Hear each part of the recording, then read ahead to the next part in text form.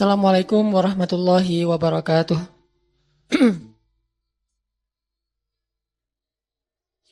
Alhamdulillahirabbil alamin. Alhamdulillahilladzi hadana li hadza wa ma kunna linahtadiya laula an hadanallah. Asyhadu an la ilaha illallah wahdahu la syarikalah wa asyhadu anna Muhammadan abduhu wa rasuluhu la nabiyya ba'dah. Allahumma shalli wa sallim wa barik ala sayyidina Muhammadin wa ala alihi wa sahbihi ajmain. Teman-teman yang dirahmati Allah Subhanahu wa taala, pertama-tama kita tidak henti-hentinya untuk bertahmid, bersyukur kepada Allah atas nikmat yang Allah berikan buat kita selama ini, yang sebagian besarnya kita nggak sadar kalau kita mendapatkan nikmat itu. Di antara nikmat yang sering kita nggak sadari itu adalah nikmat Allah menyelamatkan kita dari banyak kerugian. Kalau keuntungan kan kita tahu nih, karena wujud kan. Tapi kalau kerugian, kita seringnya nggak tahu karena tidak berwujud. Kalau berwujud, rugi. Kalau dihindarkan dari kerugian, pasti nggak akan ada wujudnya. Misalnya, dihindarkan dari jatuh, berarti kan nggak ada lecetnya ya. Kalau lecet, berarti jatuh. Kalau nggak lecet, berarti nggak jadi jatuh. Nah, ini berarti kan tidak berwujud. Karena nggak berwujud, seringnya kita nggak sadar kalau itu nikmat dari Allah. Tapi kita harus belajar yakin, itu sering terjadi dalam hidup kita. Baik itu lecet fisik ataupun lecet hati. Berat. Karena kalau udah kerasa di hati kita kan berarti ada masalah nih. Kadang-kadang Allah menyelamatkan kita dari kekecewaan, dari marah, dari sakit hatinya. Itu kan tidak ada wujudnya karena kita diselamatkan. Tapi yakin bahwa sesungguhnya itu juga nikmat dari Allah. Makanya harus tetap bersyukur walaupun kita kadang nggak bisa menghitung nikmat Allah. Karena emang nggak mungkin menghitung nikmat Allah. Wa in ta'uddu ni'matallah. Nggak mungkin kita bisa menghitung nikmat Allah. Gampangnya misalnya coba aja, ada nggak kita yang bisa ngitung jumlah tetes air hujan ketika turun hujan? Itu baru satu nikmat ya, hujan doang nih. Bisa nggak ngitung berapa tetes air hujan yang jatuh ketika kita lagi musim hujan? Atau sekali hujan aja nih, setengah jam, berapa tetes? Nggak ada yang bisa ngitung. Itu aja nggak sanggup, apalagi nikmat-nikmat yang lebih besar. Nah, jadi tetap walaupun kita nggak sadar nikmat Allah apa, tapi kita pakainya bukan cuma dengan logika. Hidup saya kayaknya gini-gini aja, logikanya nih. Tapi kalau kita beriman, sebetulnya nggak gini-gini aja. Hidup kita tuh harusnya lebih parah dari ini nih. Hidup kita tuh harusnya banyak masalah. Cuman sebagian besar masalah udah Allah hindarkan. Udah Allah selamatkan kita dari masalah-masalah itu. Cuman dikasih sebagian kecil sebagai pengingat buat kita. Kadang-kadang kalau nggak dikasih masalah sama sekali, kita suka jauh dari Allah. Kan Allah kangen. Di antara hadis kangennya Allah kepada kita tuh, Allah kalau kangen kepada hambanya, dikasih ujian. Hamba yang kayak gimana? Hamba yang kalau nggak dikasih ujian, nggak deket sama Allah. Sehingga kalau Allah kangen sama kita, yang nggak deket sama Allah nih, suka lupa sama Allah, Allah kasih kita ujian. Tapi ujian yang dikasih juga, ujian yang insya Allah masih ketahan sama kita. Karena Allah nggak mau ngasih kita ujian yang mencelakai kita. Kalau itu terjadi namanya bukan ujian, tapi namanya azab. Dan insya Allah orang beriman nggak dapat itu. Yang dapat kayak gitu tuh kelasnya udah kelas Firaun, Haman, Korun, Namrud ya. Abu Jahal, Abu Lahab itu kayak gitu tuh. Tapi kalau kelas orang Muslim yang udah beriman cuman nggak soleh-soleh amat, insya Allah yang dikasih bukan azab, yang dikasih adalah ujian. Kenapa? Allah kangen dengerin curhat kita di sepertiga malam. Allah kangen ngeliatin kita menangis dan manja kepada Allah. Allah kangen kita bangun tengah malam atau sepertiga malam berdoa kepada Allah. Allah kangen kita berdiri dan sujud dengan waktu yang lama. Kadang-kadang sujudnya setengah jam, saking lagi berserah diri kepada Allah. Allah kangen, makanya dikasih ujian dikit. Tapi ujian yang dikasih ke kita tuh sedikit dibandingkan yang Allah hindarkan dari kita. Tapi mana buktinya dihindarkan? Kalau ada buktinya namanya nggak dihindarkan. Kalau sudah wujud namanya kena. Kalau nggak kena pasti nggak ada wujudnya. Terus gimana kita tahu? Kita mungkin nggak tahu, tapi kita bisa meyakininya, iman. Makanya yang dipakai bukan hanya logika, tapi juga iman. Karena Allah Subhanahu wa taala menyelamatkan kita siang dan malam. Kulla yaumin huwa fi sya'n. Itu ayatnya. Kulla yaumin huwa fi sya'n. Setiap hari Allah sibuk menyelamatkan kita. Salah satu tafsir dari kalimat fi sya'nin adalah Allah sibuk menyelamatkan kita. Setiap hari, kulla yaum. Sibuk menyelamatkan fulan-fulan, sebanyak jumlah manusia, sebanyak itulah yang Allah selamatkan. Bukan cuma mukmin. Bahkan orang kafir juga kadang Allah selamatkan. Cuman di dunia. Kalau di akhirat beda lagi ceritanya. Kalau di dunia, rahmat Allah semuanya dikasih. Baik kepada mukmin ataupun kepada yang tidak mukmin, dikasih rahmat Allah di dunia. Tapi di akhirat hanya berlaku bagi orang-orang yang beriman. Kenapa orang yang tidak beriman kok dikasih rahmat Allah di dunia? Karena di sisi Allah dunia itu kecil. Gak terlalu berharga. Makanya dikasih semuanya. Akhirat itu berharga. Makanya dikasih buat yang Allah sayangi, yang Allah pilih doang. Yaitu orang yang beriman. Jadi jangan sampai kita berpikir Allah tuh kayaknya gak fair. Kok orang gak beriman dikasih rahmat di dunia? Karena dunia itu gak terlalu berharga di sisi Allah. Seandainya dunia itu ada harganya walaupun sebelah sayap nyamuk, gitu kan hadisnya, gak akan Allah kasih itu dunia kecuali kepada orang beriman. Tapi berhubung lebih ringan daripada sebelah sayap nyamuk, dikasih kepada semuanya. Ibaratnya kalau kita ngasih, kayak ngasih lagi jalan gitu ya, naik angkot misalnya.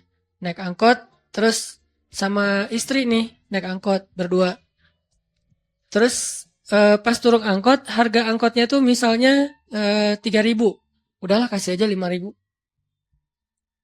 Karena 2.000 yang kita kasih, nggak mungkin istri kita komplain. Kemarin aku minta nggak dikasih, nggak akan mungkin kan? Kenapa? Cuma 2.000. Tapi coba ngasih 100.000. Beda tuh. Karena dia sesuatu yang ringan, maka tidak perlu komplain. 2.000 doang, saya juga dikasih lebih dari itu. Harusnya kita sadar bahwa dunia itu 2.000-an. Dunia itu cuma 2.000-an. Gak terlalu berharga lah. Walaupun tetap butuh. Gak berharga juga butuh. Sehingga ketika ada orang yang tidak beriman dikasih 2.000-an kayak gini, kita yang beriman jangan sirik. Mending saya gak beriman kalau kayak gitu. Ternyata gak beriman juga dapat tuh banyak.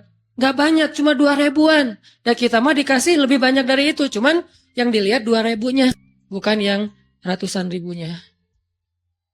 Ini artinya, teman-teman, yuk kita tetap belajar bersyukur kepada Allah. Walaupun kita nggak sadar nikmat Allah itu apa.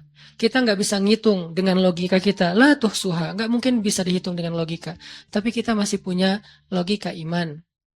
Yang kita yakin, kulla yaumin huwa fi sya'n. Setiap hari itu Allah ngasih nikmat buat kita. Setiap hari itu Allah menyelamatkan kita dari banyak masalah. Setiap hari. Bukan pernah tuh dulu gua nyelamatin lo. Enggak. Setiap hari diselamatin. Kita ada orang yang kadang-kadang nyelamatin kita dari satu musibah. Itu kan berjasa dan kita kayak ngingat seumur hidup kan ya.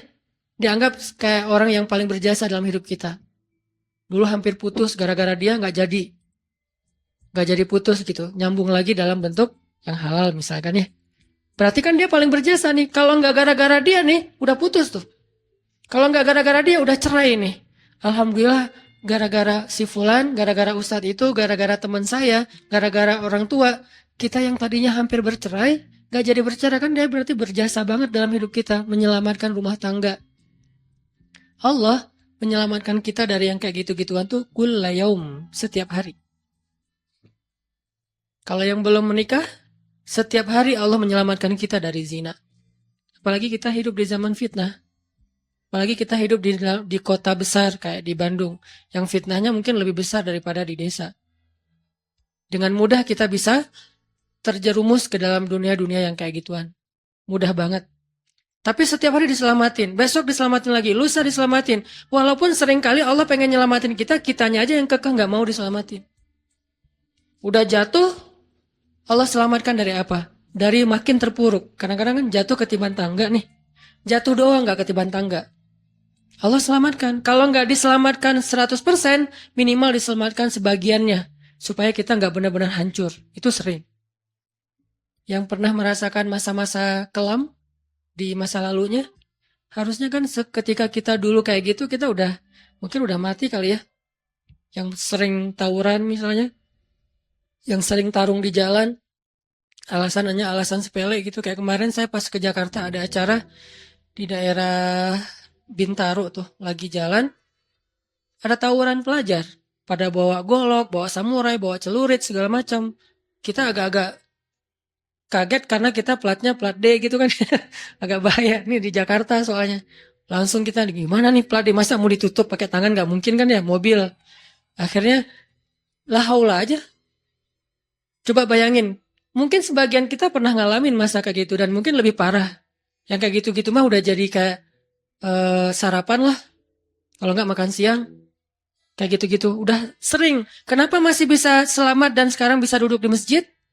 Kalau bukan karena Allah menyelamatkan kita. Jadi kalau ada yang cerita ke saya tuh tentang pengalaman masa lalunya yang luar biasa kelam, saya tuh selalu bukan takjub ke dianya, takjub ke Allahnya. Bukan takjub karena dia bisa berhijrah, takjub karena Allah masih menyelamatkan dia dan menghijrahkan dia. Sehingga ketika dengar cerita kayak gitu, yang kita ucapkan adalah, Masya Allah, Alhamdulillah. Bukan, wah hebat lo ya. Dulu pernah bunuh orang, pernah ini, pernah semua dosa pernah gue lakuin dah. Itu nggak perlu bangga. Karena kalau dia nggak diselamatin Allah, dulu udah celaka dengan dosa-dosa itu. Tapi karena Allah selamatkan, akhirnya dia diberi kesempatan. Bikin dosa, dibiarin sama Allah. Bikin dosa, dibiarin. Bukan dibiarin berbuat dosa, dibiarin supaya dia kembali kepada Allah. Dikasih kesempatan. Dan itu nggak sehari, bertahun-tahun kan kita kayak gitu. Masih aja Allah biarin. Masih Allah kasih kesempatan. Ini artinya teman-teman, benar, kulla yaumin huwa fi sya'an. Setiap hari itu Allah selalu jagain kita. Setiap hari itu Allah selalu nyelamatin kita dari banyak masalah. Kalau yang udah nikah, mungkin di hari-hari pertama atau tahun-tahun pertama nih pengalaman pernikahan ya. Ya nggak apa-apa deh. Sedikit lah ya. Saya emang nggak terlalu berpengalaman. Ada yang lebih berpengalaman dari saya lah ya. Ada sedikit pengalaman. Biasanya orang yang baru nikah ujiannya itu 3 tahun pertama. Kalau dia bisa ngelewatin masa 3 tahun pertama, insya Allah agak lebih mudah ke depannya. 3 tahun pertama ini paling berat. Apalagi kalau dia nikahnya, alhamdulillah gak pacaran. Kalau pacaran kan ujiannya udah sebelum nikah udah banyak ujian ya. Pas udah nikah ya udah selesai. Bukan udah selesai ujiannya, udah gak ada yang perlu udah hambar aja. Udah plain ya. Pernah gitu Ustaz? Enggak sih. Untung ya, untung. Alhamdulillah gak pakai pacaran. Soalnya yang pacaran diputusin melulu. Jadi yang udah pacaran lama, pas udah nikah, kita mau ngapain lagi ya? Kayaknya udah semua ya. Oh iya, udah semua. Bulan madu dari dulu juga udah sering. Kan udah agak-agak plain gitu kan. Tapi kalau yang belum nikah, belum pacaran, nikah nih. Jadi kayak benar-benar baru pacaran, cuman ada konsekuensi lain yang mungkin ini jadi kayak semacam ujian lah biar sabar. Masa-masa adaptasi, masa-masa saling mulai mengerti, oh ternyata kamu tuh kayak gini dan segala macam. Apalagi kalau baru nikah langsung LDRan, kan berat banget tuh. Nikah LDRan, pacaran LDRan aja berat. Benar gak sih? Nggak ngaku. Pacaran LDRan aja berat, apalagi nikah LDRan. Kenapa? Pacaran itu kan masih banyak pantangan. Nikah kan udah masih banyak ibadahnya. Tapi nggak boleh ibadah, coba gimana? Nggak sengsara tuh. Merana kan? Harusnya boleh, tapi nggak boleh. Yang tadinya nggak boleh aja sengsara, apalagi udah boleh. Nah ini artinya setiap hari dalam tahun-tahun pertama pernikahan, kita bisa aja mengatakan, udah deh, saya talak kamu. Apalagi laki-laki. Kalau nggak sabar dikit, keluar kata-kata talak. Kalau udah keluar, nggak bisa ditarik lagi tuh. Karena kalimat itu walaupun guyon, tetap kena kan? Guyon aja kena, apalagi serius. Nggak usah, saya waktu itu lagi dikuasai amarah. Emang ada yang cerai dalam keadaan nyaman? Kita talak yuk, gitu. Nggak ada kan? Yang namanya cerai pasti marah tuh. Jadi nggak ada istilah gara-gara marah terus talaknya nggak berlaku. Nggak, maksud marah yang nggak berlaku talak itu kalau sampai hilang akal. Tapi rata-rata kita masih berakal sih walaupun marah juga. Karena ada orang yang marah tuh kemudian dia jadi kayak orang yang gila gitu gara-gara marahnya itu hilang akal. Tapi kalau masih berakal, masih mukallaf, masih bisa berpikir, ya namanya cerai nggak ada yang nggak marah. Yang namanya cerai pasti marah. Say, apa? Aku talak kamu. Nggak ada. Udah talak manggilnya say. Udah gitu pakai emoticon yang love love love gitu. Tapi talak kan agak-agak klise ya. Nggak ada. Pasti emoticonnya tuh berderai-derai atau hatinya terbelah kan gitu kan ya. Lagi rame soalnya tuh yang kayak gitu-gitu. Cie. Ini artinya bahwa yang namanya talak nggak ada nyamannya. Pasti lagi marah. Dan tetap berlaku teman-teman. Kalau nggak Allah membimbing lisan kita, mungkin hari kedua udah talak. Kalau Allah nggak membimbing hati kita, mungkin bulan pertama udah talak. Berarti kulla yaumin huwa fi sya'an. Sebetulnya kalau dengan logika iman, harusnya kita yakin. Setiap hari itu Allah pasti nyelamatin kita. Setiap hari. Cuman karena udah diselamatin jadi nggak ketahuan. Kalau nggak diselamatin ketahuan. Tadi mau jatuh di jalan nih, naik motor nih. Mau keserempet, harusnya jatuh. Tapi nggak jadi keserempet. Atau keserempet dikit nggak jatuh. Kan kita suka lupa kalau kayak gitu kan ya. Kalau udah jatuh baru ingat. Kan saya tadi udah baca bismillah, kenapa masih jatuh? Gitu kan? Tapi kalau nggak jatuh, kita lupa bahwa ternyata perjalanan kita itu dilindungi oleh Allah. Sehingga kalau udah sampai bilang, Alhamdulillah. Jadi banyak yang kita nggak bisa ngitung. Karena memang tidak terjadi. Kenapa nggak terjadi? Allah yang menyelamatkan kita. Kulla yaumin huwa fi sya'an.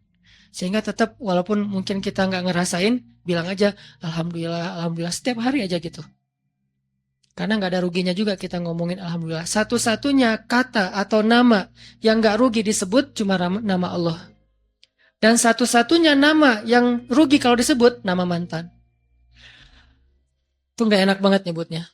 Kadang-kadang lagi ngobrol sama temen atau lagi kenalan di dalam kampus nih ya, atau kelas anak baru ceritanya. Kan kenalan nih. Dipanggil nama sama guru satu-satu. Pas ada satu nama misalnya namanya siapa gitu kan ya. Kita sendiri yang pas nama itu disebut langsung meriang. Lah kamu kenapa? Itu nama mantan saya bu. Kan suka gitu ya. Sampai ada nama jalan bisa buat dia kegeeran sendiri.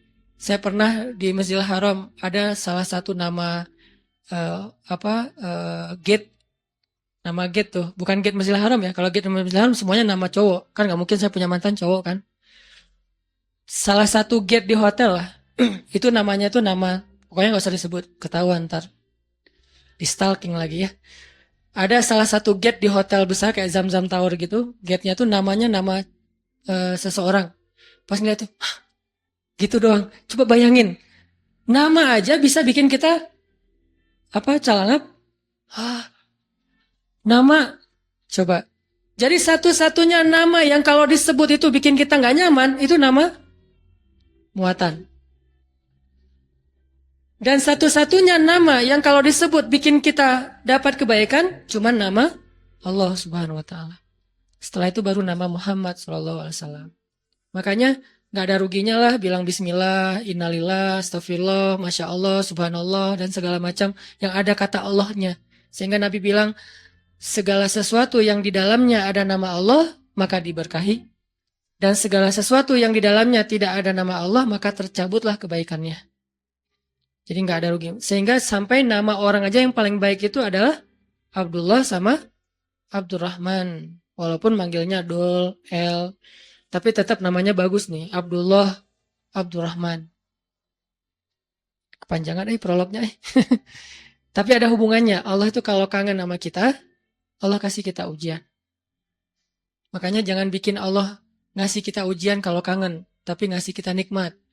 Kenapa Allah kasih kita nikmat? Soalnya kita udah biasa, nggak perlu diuji juga, udah tetap setiap malam tuh curhat sama Allah.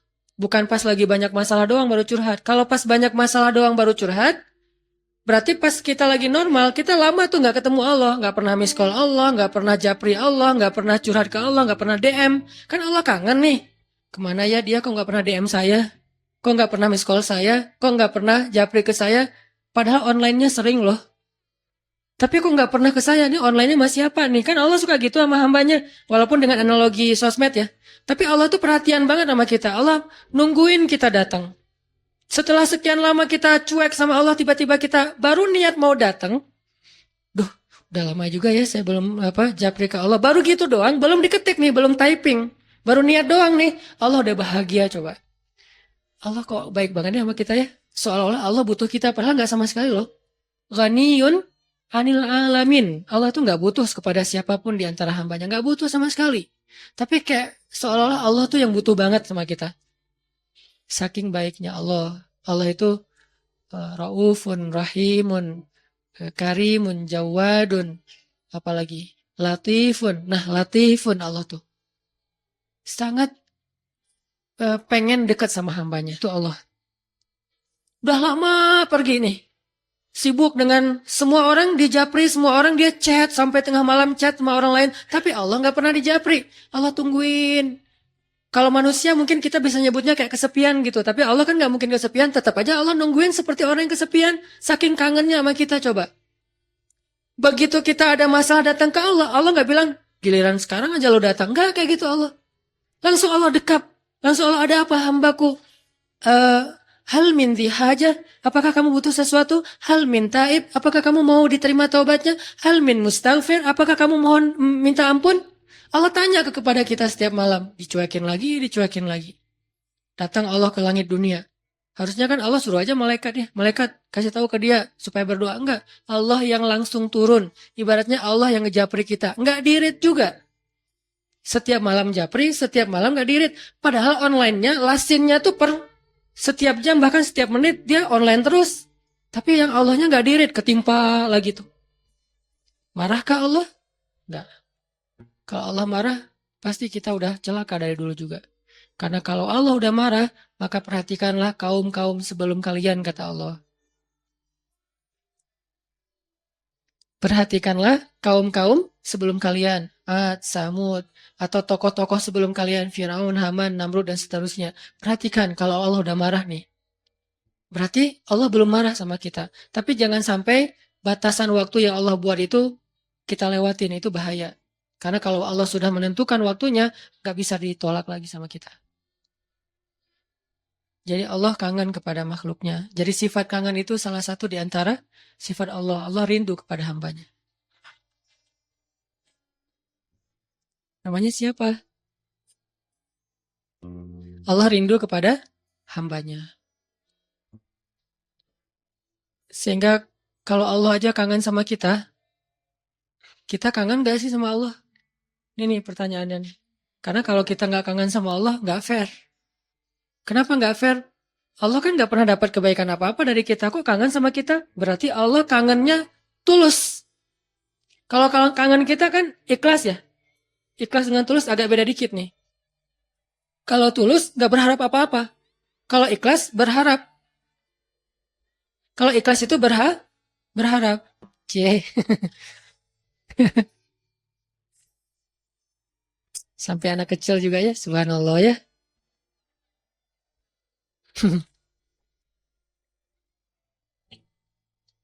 Otomatis ada cewek soalnya. Cewek kecil. Allah aja tuh nggak menginginkan apa-apa dari kita, kangen. Berarti kan nggak ngarapin apa-apa, bisa kangen. Baik banget kan? Nah kita kalau kangen pasti ada ngarapin sesuatu. Kayak kangen orang tua. Kenapa? Pengen masakan ibu. Kangen kampung halaman. Kenapa? Pengen jajan, pengen lihat suasana yang luar biasa di keluarga. Kan kangen ya kampung halaman. Kangen dia misalnya. Pengen disiapin segelas apa misalnya. Green tea lah atau Thai tea atau apalah. Kalau yang standar mah ya. Atau kopi misalnya. Kita mengharapkan sesuatu dalam kangennya kita. Kalau Allah kangen gak ngarapin apa-apa. Karena Allah gak butuh kita. Kok kangen? Berarti Allah maha baik. Kangen mengharapkan sesuatu aja baik. Apalagi kangen tanpa mengharapkan apa-apa. Dan yang lebih luar biasanya lagi, Allah bukan cuma gak mengharapkan apa-apa. Kangen pengen ngasih sesuatu kepada kita. Kangen pengen ngasih sesuatu untuk kita. Itu kangennya Allah. Mirip dengan kangennya ibu. Walaupun gak sama, pasti Allah lebih. Kangennya ibu tuh pengen masakin buat kita loh. Kangennya kita ke ibu, pengen masakan ibu. Beda kan? Jadi jangan merasa lebih baik daripada ibu kita ya. Karena realitasnya, jujurnya mah, kita kalau kangen ibu karena pengen dimasakin. Ibu kalau kangen kita karena pengen masakin. Jarang ada ibu kangen karena pengen masakan dari kita. Kan kita nggak bisa masak, kecuali chef lah ya. chef juga tetap makannya makanan ibu. Walaupun mungkin dia jago dalam masak, tapi ada sentuhan mukjizat dari seorang ibu yang emang nggak bisa dipakai bumbu. Itu lebih ke perasaan, ketulusan cinta. Beda pasti itu. Ibu saya tuh kalau masak, mungkin banyak ibu-ibu lain atau siapapun perempuan yang masaknya tuh enak. Tapi tetap aja kalau yang dimasak oleh ibu tuh beda. Nggak tahu gimana, nggak bisa dijelasin aja pokoknya, beda. Gitu juga yang dimasakin oleh istri.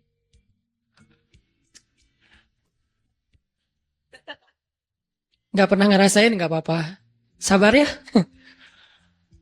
Ibu aja dulu lah, puas-puasin ya. Karena ibu tetap aja seseorang yang luar biasa. Allah tuh kayak gitu, analogi cinta Allah kepada kita, walaupun gak sama persis, tapi minimal ada analoginya. Kayak ibu kepada anak. Allah tuh kangen sama kita bukan karena pengen sesuatu dari kita, tapi karena pengen ngasih sesuatu untuk kita. Kok bisa gitu? Ibu aja bisa, apalagi Allah. Padahal ibu kan manusia yang punya banyak kekurangan. Kadang dia capek, kadang dia juga lelah, kadang dia butuh harta dan segala macam. Namanya ibu kadang-kadang butuh. Kayak saya lagi di Mesir tuh telepon ibu saya, "Mak, butuh apa? Nih di rumah kalau bulan Ramadan kan bentar lagi bulan puasa, orang Aceh nyebutnya bulan puasa. Bentar lagi kan bulan puasa, di rumah nggak ada es, masa harus beli terus ke tetangga, nggak enak. Menjelang berbuka pas lagi ngabuburit datang ke rumah tetangga, bisa nggak beli kulkas? Boleh boleh mak, boleh gitu. Nggak pernah saya ngerasa mak nggak kangen sama saya, kangennya kulkas, nggak kan? Walaupun ibu kita manusia, tetap aja kangennya lebih tulus daripada kangen kita. Kenapa ibu pengen beli kulkas? Bukan buat dirinya, buat adik-adik. Karena adik-adik itu kalau buka puasa pasti wajib mereka mah minumnya yang dingin misalnya. Nah ibu nggak suka minum dingin. Ibu sama ayah nggak suka minum dingin. Ayah saya pasti buka puasanya kalau nggak rokok ya kopi. Sebelum buka puasa tuh satu bungkus tuh udah di depan rokok sama kopi. Udah itu aja tuh, nggak ada ribet-ribetnya. Mungkin nggak bisa ninggalin ya karena dari udah sekian lama katanya sih rokok sebelum sekolah dulu teh. Jadi belum sekolah ngerokok dulu baru sekolah. Orang dulu lah ya. Sampai saya dulu pernah waktu kecil tuh diajarin ngerokok sama ayah saya. Untungnya saya sesak nafas, akhirnya nggak bisa nerusin warisan dari ayah saya. Kan dulu mah suka nonton Dunia Dalam Berita gitu kan, masih TV hitam putih dunia. Ah ketahuan usianya Dunia Dalam Berita pasti banyak yang nggak tahu Dunia Dalam Berita itu apa. Anak zaman now lah. Dulu tuh ayah saya ngerokok sambil nonton Dunia Dalam Berita. Terus tahun sekali G30 SPKI kan nonton. Saya di sebelahnya. Ya, coba dong. Yes. Jadi kita kompak tuh berdua tuh. Wes. Satu batang berdua, sisanya satu bungkus sendiri dia. Jadi bukan karena pengen minum air dingin ayah dan ibu saya beli kulkas, justru buat adik-adik. Berarti tetap aja tulus. Terus, mak butuh apa? Nih adik-adik belum sekolah, mak butuh apa? Nggak pernah minta untuk dirinya sendiri. Mama nih mau lebaran nggak ada baju baru, nggak pernah. Pasti untuk adik-adik. Kenapa nggak untuk saya? Mungkin dianggap saya udah mampu sendiri, udah mandiri, jadi udah nggak perlu dikasih-kasih. Artinya dalam cerita ibu kita bisa melihat kebesaran Allah. Kalau ibu aja yang penuh dengan kekurangan bisa setulus itu, apalagi Allah. Ibu bisa kangen kepada kita karena pengen masakin buat kita. Allah kangen kepada hambanya karena pengen ngasih nikmat untuk hambanya. Allah kangen kepada pendosa karena pengen ngampunin dosa-dosa dia. Kenapa nggak diampunin aja? Karena dia nggak datang. Kenapa nggak dimasakin aja? Ngapain dimasakin orangnya nggak ada? Kan gitu kan? Katanya ibu kangen, tapi kok nggak masak masakan kesukaan aku? Lah kamu masih di Bandung, ibunya di Jawa. Ya gimana yang masakin? Siapa yang makan basi? Nah ibu nggak makan spesial itu sehari-hari paling makan nasi putih, garam sama telur ceplok. Kalau nggak juga cuma cabai. Saya waktu kecil makanan favorit saya tuh nasi putih, garam, cabai. Itu aja dimakan. Enak banget tuh. Sesekali makan telur di dada, diceplok, itu juga tunggu dari kandang ayam. Karena kita nggak beli telur, tapi ibu tuh nernak ayam di belakang. Setiap pagi saya periksa. Pinggir loh, ngeliat telur loh gitu. Si ayam-ayamnya dipinggirin. Oh nggak ada, kurang produktif. Oh, iya. Hari berikutnya dicek, 3 hari sekali ada telurnya kan. Telur kalau baru dari kandang itu kan hangat banget tuh. Saya ngerasain ternyata bedanya rasa telur dulu sama sekarang. Memang beda. Dulu tuh nggak pakai pecin juga udah enak. Kenapa sekarang jadi generasi micin? Karena telurnya udah nggak berkualitas. Pembahasannya nggak penting. Jadi masakan apa makanan ibu mah cuma gitu. Terus kenapa ibu? Misalnya di Aceh itu ada namanya masakan kari lah ya, kari kambing, kari ayam. Kenapa emak kalau katanya kangen sama aku kok nggak masakin kari ayam? Lah kan kamu di Mesir. Ngapain dimasakin? Yang makan siapa? Gitu juga Allah. Katanya Allah pengen ngampunin dosa aku kok nggak diampunin? Lah kamu nggak pernah taubat, nggak pernah datang, nggak pernah sujud, nggak pernah minta ampun. Gimana mau diampunin? Kayak dikasih ampunan nggak ada yang ngambil gitu. Bukan Allah nggak mau ngampunin kita nggak mau ngambil. Kita nggak mau makan, kita nggak mau datang gitu. Padahal Allah sediain. Begitu kita mendekat sedikit aja langsung Allah masakin tuh ampunan. Langsung menunya yang paling enak. Kalau analogi ibu tadi masak. Langsung disediain untuk kita. Disediakan dengan sangat istimewa buat kita ampunan Allah. Apa istimewanya? Lengkap. Lengkap gimana? Dosanya, semua dosa diampuni. Semua dosa tuh ada tuh. Dosa A, B, C. Ampuni semuanya. Taubat diterima dengan seolah-olah kita tuh udah orang paling suci. Kan orang yang paling suci itu orang yang baru bertaubat kan? Orang yang paling suci itu orang yang bukan banyak amal soleh. Itu orang yang paling banyak pahalanya. Tapi orang yang paling suci justru yang pertama bertobat itu paling suci. Setelah itu mungkin udah mulai agak mix lagi nih. Udah ada dosa, ada pahala. Tapi baru-baru taubat itu saat yang paling suci setelah kita dilahirkan oleh ibu kita. Kita udah jauh dosanya udah kayaknya kalau di dosa itu jadi titik-titik di hati kita. Bukan hati kita doang yang hitam. Seluruh tubuh kita udah hitam. Karena udah nggak ada tempat lagi di hati. Saking banyaknya dosa. Kalau seandainya dosa itu satu titik pulpen, terus setiap kita buat dosa tuh jadi tinta sekecil ujung pulpen itu di hati kita, kayaknya bukan hati kita doang yang udah hitam. Seluruh tubuh kita juga udah hitam. Bukan cuma tubuh kita, sampai area di sekeliling kita tuh udah hitam saking banyaknya dosa. Soalnya di hati udah nggak ada tempat kosong untuk nitik-nitik kayak gitu. Akhirnya taruh di tangan, jadi tato semuanya terus di lantai. Saking banyaknya dosa kita. Begitu kita datang kepada Allah, belum beramal soleh, baru mau datang. Astagfirullahaladzim. Langsung Allah sediakan menu istighfar, taubat dengan menu yang sangat istimewa. Jadi Allah tuh kangen kepada pendosa karena pengen ngampunin dosanya. Kangen kepada orang yang banyak masalah karena pengen ngasih solusi dalam masalahnya. Kangen kepada orang yang udah berbuat amal soleh karena pengen mengangkat derajatnya. Jadi kangennya Allah itu untuk kita. Kangennya kita untuk diri sendiri. Walaupun boleh-boleh aja kangen untuk diri sendiri. Sama kayak kita boleh kangen sama ibu. Ibu kita gak akan balikin, kamu mah cuma kangen masakan mama, gak kangen sama mama. Gak ngomong gitu kan ibu kita mah. Ya udah pulang atuh nak. Gitu. Ya udah cepat pulang biar mama masakin. Mau masakin apa nih? Saya sering kalau dulu kan di pesantren pulangnya seminggu sekali karena pesantrennya dekat rumah sih satu kota gitu. Setiap hari Sabtu pulang, hari Minggu sore udah balik ke pesantren. Itu setiap hari Sabtu ibu tuh pasti masakannya spesial tuh. Bang, pulang jam berapa? Jam 4 sore mah. Ya udah nanti mama masakin jam 3 biar hangat pas abang datang. Kadang-kadang macet atau naik angkotnya penuh karena sore itu angkot selalu penuh. Datangnya jam 7, diangetin lagi sama mama. Kenapa tadi nggak jam 4 udah mama masakin? Disiapin sama ibu. Nggak pernah ibu bilang, kamu mau pulang cuma untuk masakan, bukan untuk ibu. Nggak pernah ngomong kayak gitu. Gitu juga Allah. Allah nggak pernah ngomong kamu mau datang karena udah banyak dosa, bukan untuk saya kan? Nggak gitu. Memang kita datang kepada Allah pengen diampuni dosa. Memang kita datang kepada Allah karena butuh. Dan butuhnya kita kepada Allah bentuk dari yakinnya kita. Nggak boleh kita bilang saya nggak butuh Allah. Saya mah memang datang karena cinta. Nggak gitu. Itu mah terlalu naif menurut saya. Saya nggak butuh surga. Saya nggak takut neraka. Naif banget sih. Nggak takut neraka. Nggak butuh surga. Seolah-olah harta yang berharga di sisi Allah itu nggak butuh gitu. Sombong banget kita kalau bilang nggak butuh surga. Sombong banget kita kalau bilang nggak takut neraka. Malaikat Jibril aja takut neraka. Pernah malaikat Jibril nangis luar biasa. Kayak orang habis diputusin nangisnya teh. Nangis banget tuh. Didatengin sama Nabi Muhammad. Jibril, kunaon gitu. Kenapa gitu? Jibril kok nangisnya kayak gitu-gitu amat? Ini ya Rasul. Saya teringat tentang neraka. Dan setiap kali teringat tentang neraka, sejak Allah ciptakan neraka itu, saya nggak bisa berhenti nangis. Coba. Malaikat aja yang lebih keren dari kita, dzu quwwatin. Ya, malaikat itu kan paling kuat tuh, Jibril. Yang bilang malaikat Jibril kuat, Allah bukan kita. Berarti kuat banget nih, tapi takut neraka. Dan kita bilang gak takut neraka, sombong namanya. Harus takut neraka. Harus pengen surga. Dan tetap cinta kepada Allah. Dan itu nggak bertabrakan tuh. Cinta, takut, berharap, itu semuanya bagian dari kebaikan.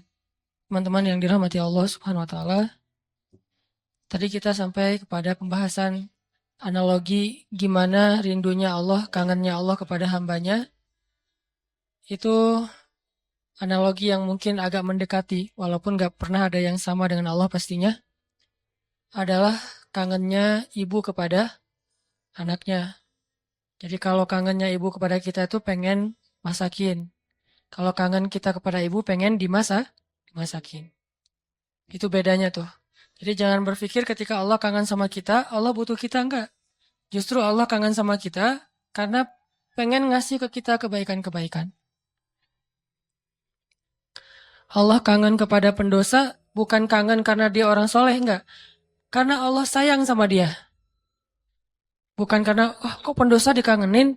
Bukan, itu mah kita yang hitung-hitungan. Makanya jangan menganalogikan Allah kayak kita. Seperti kita bilang, kan suka ada yang ngomong gini, ke Allah mah nggak usah banyak minta, nggak enak, mending beribadah aja. Emangnya Allah tuh akan berat kalau kita minta? Kan nggak. Justru meminta kepada Allah itu ibadah. Jadi makin banyak berdoa itu makin banyak pahala. Karena berdoa dalam agama kita itu bagian dari ibadah. Cuman namanya bukan ibadah muqayyad. Ibadah muqayyad itu kayak sholat 5 waktu, udah jelas waktunya, jelas cara-caranya. Ibadah mutlak. Arti mutlak itu lebih bebas. Kapan aja, yang dibaca bisa apa aja, bahkan kadang-kadang agak-agak capruk dikit dalam berdoa mah gak masalah ya. Kenapa dia capruk? Karena gak hafal bahasa Arabnya. Akhirnya yang didoain sebisanya dia aja, gak apa-apa semampunya.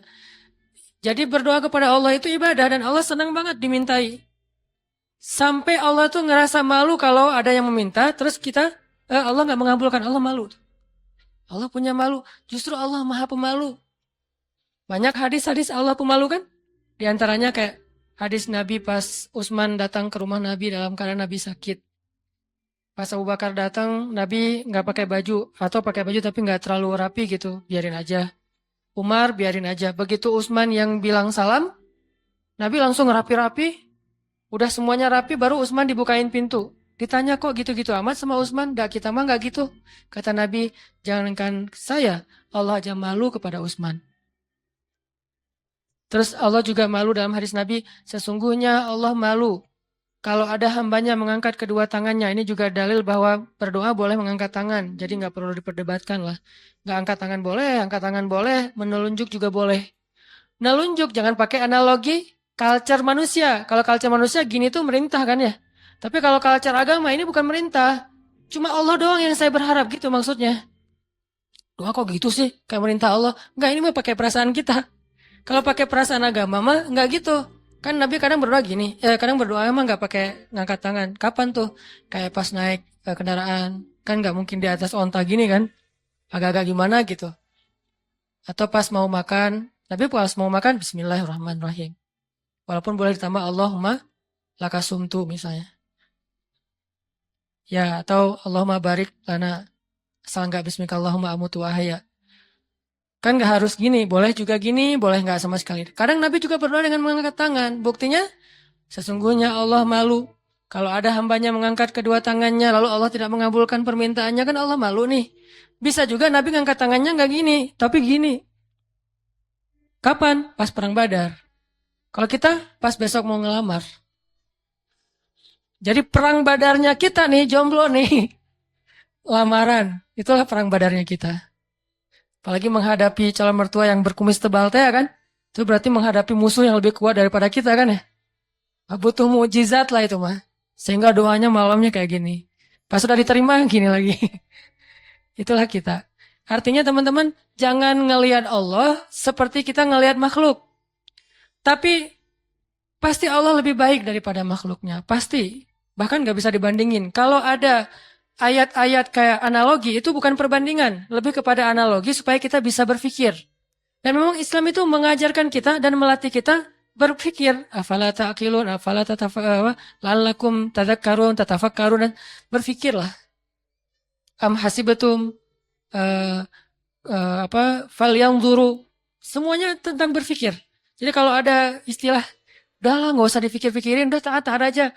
Taat tapi berpikir. Jangan taat, gak berpikir. Karena agama ini agama milik orang-orang yang cerdas. Dibawa oleh orang yang paling cerdas di muka bumi. Dan kecerdasan itu di sini. Tapi kecerdasan doang nggak cukup, harus dipadukan dengan keimanan. Baru namanya Rabbaniyah. Nabi itu cerdas banget loh. Saking cerdasnya Nabi, turun ayat 1 juz kehafal sama Nabi. Jibril datang, Muhammad, dengarkan, didengarin sama Nabi. Al-An'am kan, 1 juz lebih sedikit, 11 lembar kan, 1 juz 10 lembar. Nabi dengerin, Jibril baca, udah selesai Jibril baca, Jibril naik ke langit, Nabi udah hafal. Nabi kasih tahu ke sahabat, udah turun ayat kepada saya yang lebih baik, yang lebih saya cintai daripada langit dan bumi, yaitu yang dibuka dengan Alhamdulillah. Sahabat Ibnu Mas'ud bilang, saya udah hafal ya Rasulullah. Ini lagi sifat tawadunya Rasul. Rasul nggak bilang, emang lo doang, gue juga gitu. Enggak. Saking tawadunya Rasul ya. Rasul malah kayak, seolah-olah beliau nggak bisa gitu, saking menghargainya. Ini namanya ra'fah. Kalau kita kan suka ngeremehin orang. Kalau Nabi nggak ngeremehin orang, walaupun beliau pasti di atas rata-rata. Oh gitu Abdullah, coba-coba gitu. Kayak beliau tuh nggak bisa kayak gitu. Abdullah pede kan? Wah bisa. Tapi Abdullah tahu lah, Nabi pasti hafal. Karena Nabi nggak bisa baca. Kalau Abdullah mengulang hafalan itu dari Nabi mendengar, gimana kalau Nabi nggak hafal? Kan Nabi membacakan dulu di antara para sahabat. Nggak ada satu huruf pun yang salah yang dibacakan Nabi. Padahal cuma sekali dengar nih. Berarti Nabi itu orang cerdas. Hafalannya kuat. Dan lagi-lagi jangan ngelihat kecerdasan hanya dengan bisa baca tulis. Karena kalau kita pengen baca sejarah, bacalah dengan analogi, dengan persepsi sejarah. Jangan baca sejarah dengan persepsi kekinian. Itu keliru. Saya nggak bilang salah ya, keliru. Karena salah dan keliru itu beda. Kalau salah dalam bahasa fikih namanya batil. Benar, hak. Kalau keliru, khata. Benar, sawab. Itu keliru. Kalau kita membaca sejarah, tapi pakai persepsi kekinian. Contoh, katanya pinter, tapi kok nggak bisa baca tulis? Karena di zaman sekarang, pinter itu dilihat dari kemampuan membaca dan menulis. Di zaman dulu, culture-nya, belajar itu nggak lewat baca tulis. Di zaman Nabi dulu belajarnya lewat menghafal. Jadi orang yang pintar di zaman itu adalah yang bagus hafalannya. Orang yang pintar di zaman sekarang adalah yang paling pintar nulis dan membacanya. Bahkan zaman now mah udah nggak baca tulis. Udah lebih ke aplikasi. Udah lebih ke otak-atik. Bahkan kadang-kadang nggak aplikasi, googling aja. Saking simpelnya. Jadi orang yang mungkin sekarang dianggap agak kekinian, nggak pintar lagi istilahnya kekinian. Kalau dia dengar ceramah, udah pakai apa misalnya streaming, atau kalau dia lihat langsung dia pakai recording. Kalau dulu nggak pakai recording aplikasi, recordingnya di sini. Sehingga culture model belajar di zaman Nabi dengan zaman sekarang berbeda. Sehingga kita nggak boleh menjudge sejarah dengan persepsi kekinian, itu nggak boleh. Sama kayak kita menjudge Nabi menikah dengan anak di bawah umur dengan persepsi kekinian. Memang 12 tahun itu atau 11 tahun di zaman sekarang itu di bawah umur. Tapi di zaman itu coba kita baca sejarahnya lebih lengkap deh. Aisyah sebelum dilamar sama Nabi itu udah khitbahan loh. Udah jadian. Sama siapa? Sama anak seorang laki-laki yang belum beriman. Namanya anak Mut'im bin Adi. Mut'im bin Adi ini salah satu orang kafir tapi pelindung Nabi kayak Abu Talib. Setelah Abu Talib wafat yang gantiin Abu Talib itu Mut'im namanya. Mut'im bin Adi. Aisyah itu udah ditunangkan sama anaknya Mut'im. Nabi nggak tahu. Nabi dapat mimpi kan, yang dapat kain sutra dari surga gitu. Nabi datang kepada Abu Bakar, bilang ya Abu Bakar, saya bermimpi melamar Aisyah anakmu. Bagaimana pendapatmu? Abu Bakar diam-diam pergi ke Mut'im. Karena Abu Bakar sendiri kalau dilamar Nabi siapa yang bisa nolak kan ya? Nabi yang ngelamar kan. Jangankan untuk Nabi, untuk siapa dulu teh? Julaibib aja diterima kan ya? Apalagi sekarang untuk Nabi nih. Akhirnya diam-diam Abu Bakar datang ke Mut'im. Angkat dong teleponnya. Karena gak diangkat-angkat dari tadi teh. Pas diangkat, udah apa Abu Bakar? Ini ada masalah nih, yuk kita ketemuan. Ya udah di kafe mana? Tuh dekat SM aja gitu. Ketemuan kata Abu Bakar, Mut'im nih gimana nih, saya galau berat. Saya gak enak sama kamu. Emang ada masalah apa? Kan kita udah lama berteman. Biasa aja lah gitu. Kata Abu Bakar, Muhammad kamu tahu kan? Oh ya siapa yang gak tahu? Muhammad kan ya orang yang paling mulia di Mekah.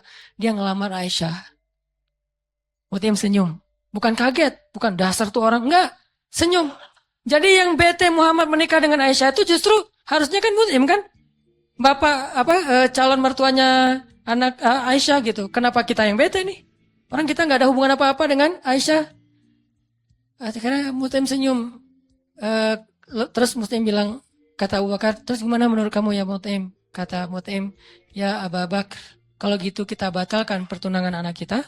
Sesungguhnya Muhammad lebih layak untuk Aisyah daripada anak saya. Jadi secara culture, Aisyah itu emang udah waktunya menikah di waktu itu. Tapi kalau kita ngelihatnya dari angle kekinian, itu di bawah umur. Makanya jangan menjudge sejarah dari angle kekinian. Itu nggak fair. Banyak lagi adegan-adegan sejarah. Ini yang kita belajar di Al-Azhar tuh kayak gini nih. Belajar berpikir. Belajar berfilosofi. Kalau orang bilang filsafat itu nggak butuh, nggak, tergantung filsafatnya. Karena ada filsafat Islamiyah, ada filsafat Gharbiyah. Kalau Gharbiyah itu western lah. Filsafat sekuler. Tapi kalau Islam juga berfilsafat, ternyata gitu ya. Baca tafsir juga butuh filsafat. Bisa kalau baca Al-Quran yang ada tafsirnya atau nggak pakai tafsir, misalnya baca Quran beberapa ayat yang udah ngerti gitu ya. Subhanallah. Ketika kita berpikir tentang Al-Quran, kebayang hal yang luar biasa tentang kebesaran Allah. Itu luar biasa loh. Kayak saya pernah bilang ayat Allah tuh zatnya, kalau kita ke teman bilangnya orangnya gitu ya. Allah itu zatnya nggak enakan. Apa bukti Allah nggak enakan? Tuh buktinya tuh ayat sebelum tentang pengubahan kiblat, Allah mengatakan Raufun, dirinya tuh Rauf, artinya Rauf itu nggak enakan. Apa wujud nggak enakan Allah? Salah satunya ayat tentang puasa. Itu Allah nggak enakan banget tuh. Mau nyuruh kita puasa aja, perintahnya satu, tapi bahasa-bahasa untuk seolah-olah memotivasi kita, itu satu lembar loh. Ya ayyuhalladzina amanu, kutiba alaikumusiyam. Makanya bacanya jangan ya ayyuhalladzina amanu, beda itu. Beda intonasi, beda pesan. Tapi kalau kita baca ya ayyuhalladzina amanu, kan kata Nabi, bacalah Al-Qur'an dengan suara sedih kan? Bukan dengan suara teriak. Kadang kita ya ayyuhalladzina amanu, tergantung khotibnya kan ya. Padahal kadang ayat itu turunnya nggak gini, tapi santai turunnya. Ya ayyuhalladzina amanu, kutiba alaikumusiyam. Wahai orang yang beriman, diwajibkan bagi kalian berpuasa. Tapi coba perhatikan kalimat berikutnya. Kayak Allah nggak enakan banget. Kama kutiba alal ladzina min qablikum. Seperti telah diwajibkan kepada orang sebelum kalian. Seolah-olah Allah ngomong gini. Puasa ya, tapi nggak usah khawatir. Bukan kalian doang yang disuruh, yang lain juga disuruh gitu.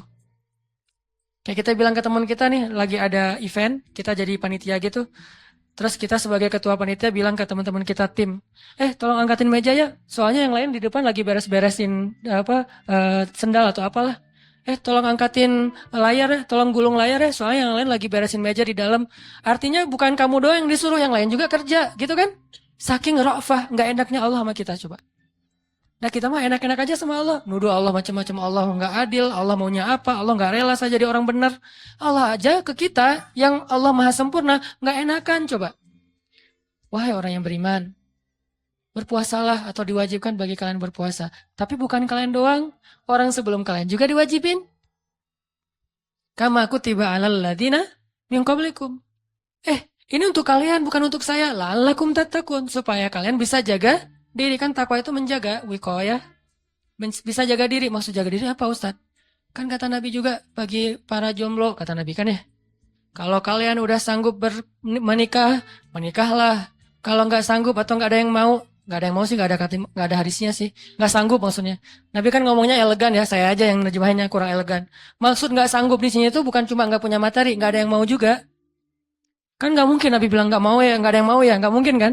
Kalau kalian nggak sanggup, dalam kurung versi saya nih, nggak punya uang atau nggak punya calon, atau ada calon banyak tapi nggak ada yang mau, misalnya tutup kurung, gitu kan?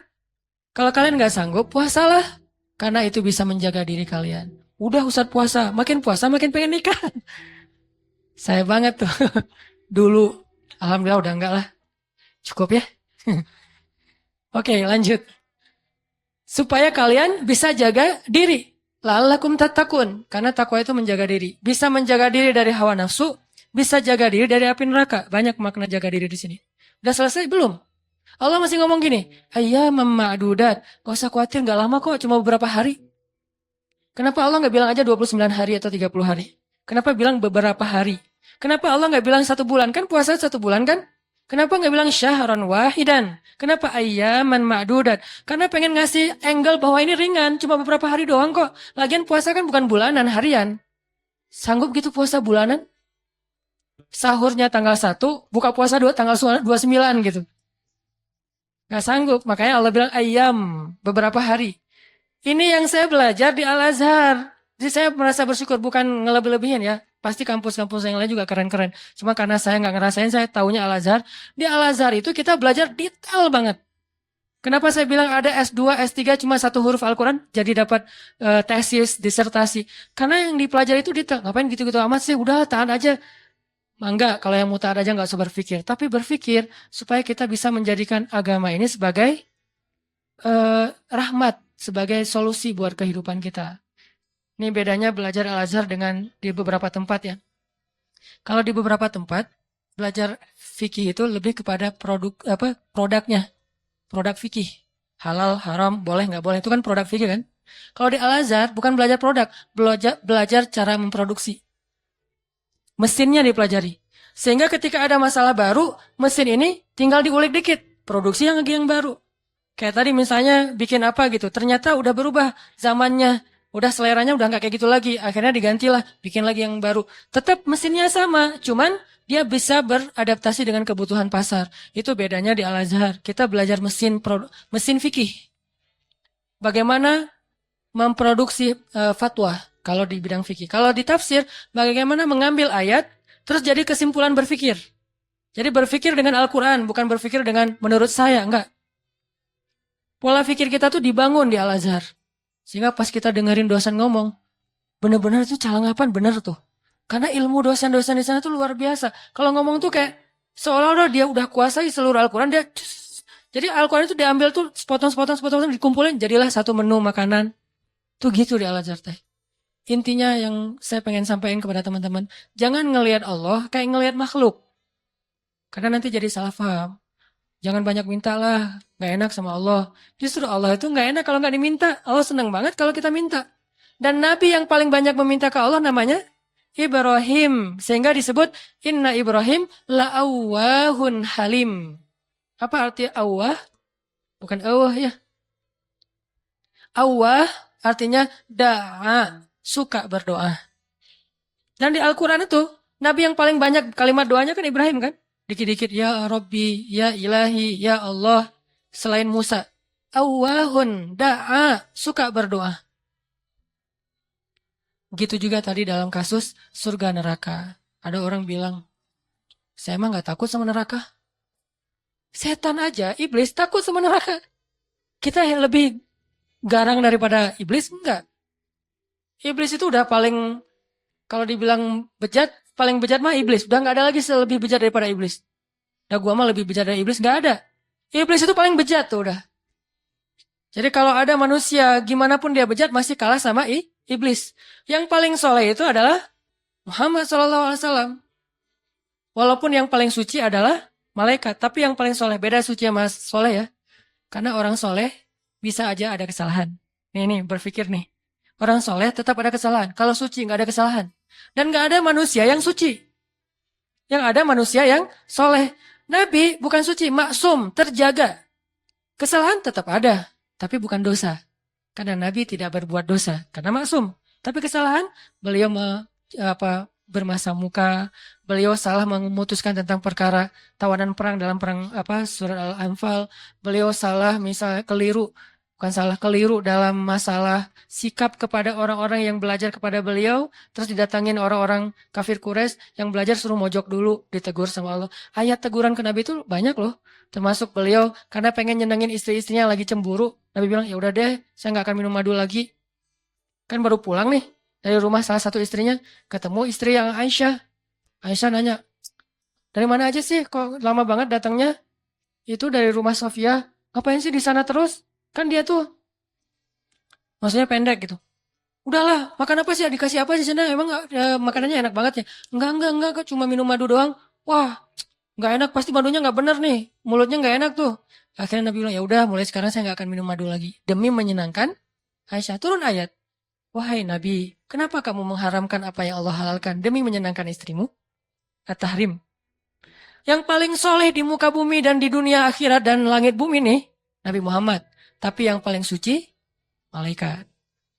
Di sini ketahuan, oh ternyata orang soleh juga bisa ngelakuin kesalahan. Kalau Nabi kekeliruan, kalau kita kesalahan. Tapi dia langsung recovery, balik. Gak ada yang suci. Fala tuzakku anfusakum. Jangan kalian menganggap diri kalian suci. Tapi yang paling bejat adalah iblis. Kemudian setan.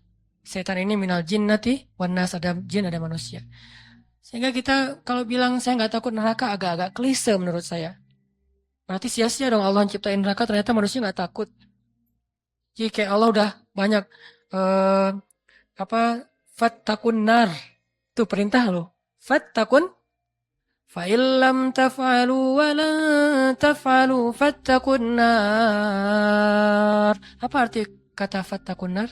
Takutlah kalian kepada neraka. Nar bahasa Arab. Naruka, nerakamu. Jadi bahasa Indonesia neraka. Bahasa Arab yang diserap menjadi bahasa Indonesia. Fattakun nar. Fattakun nar allati u'iddat lil kafirin. Yang disiapkan untuk orang yang kufur. Jadi kalau nggak takut neraka, Allah udah nakut-nakutin di Al-Quran. Seolah-olah kita bilang, nggak takut. Gitu kan ya? Gimana tuh sama Allah? Kan agak-agak aneh nih. Nggak takut. Dunia aja kita takut dengan hal-hal yang mengerikan.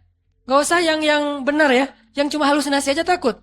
Setan, hantu, gundurwo, yang gitu-gitulah. Gitu aja bisa bikin kita takut. Padahal itu nggak nyata.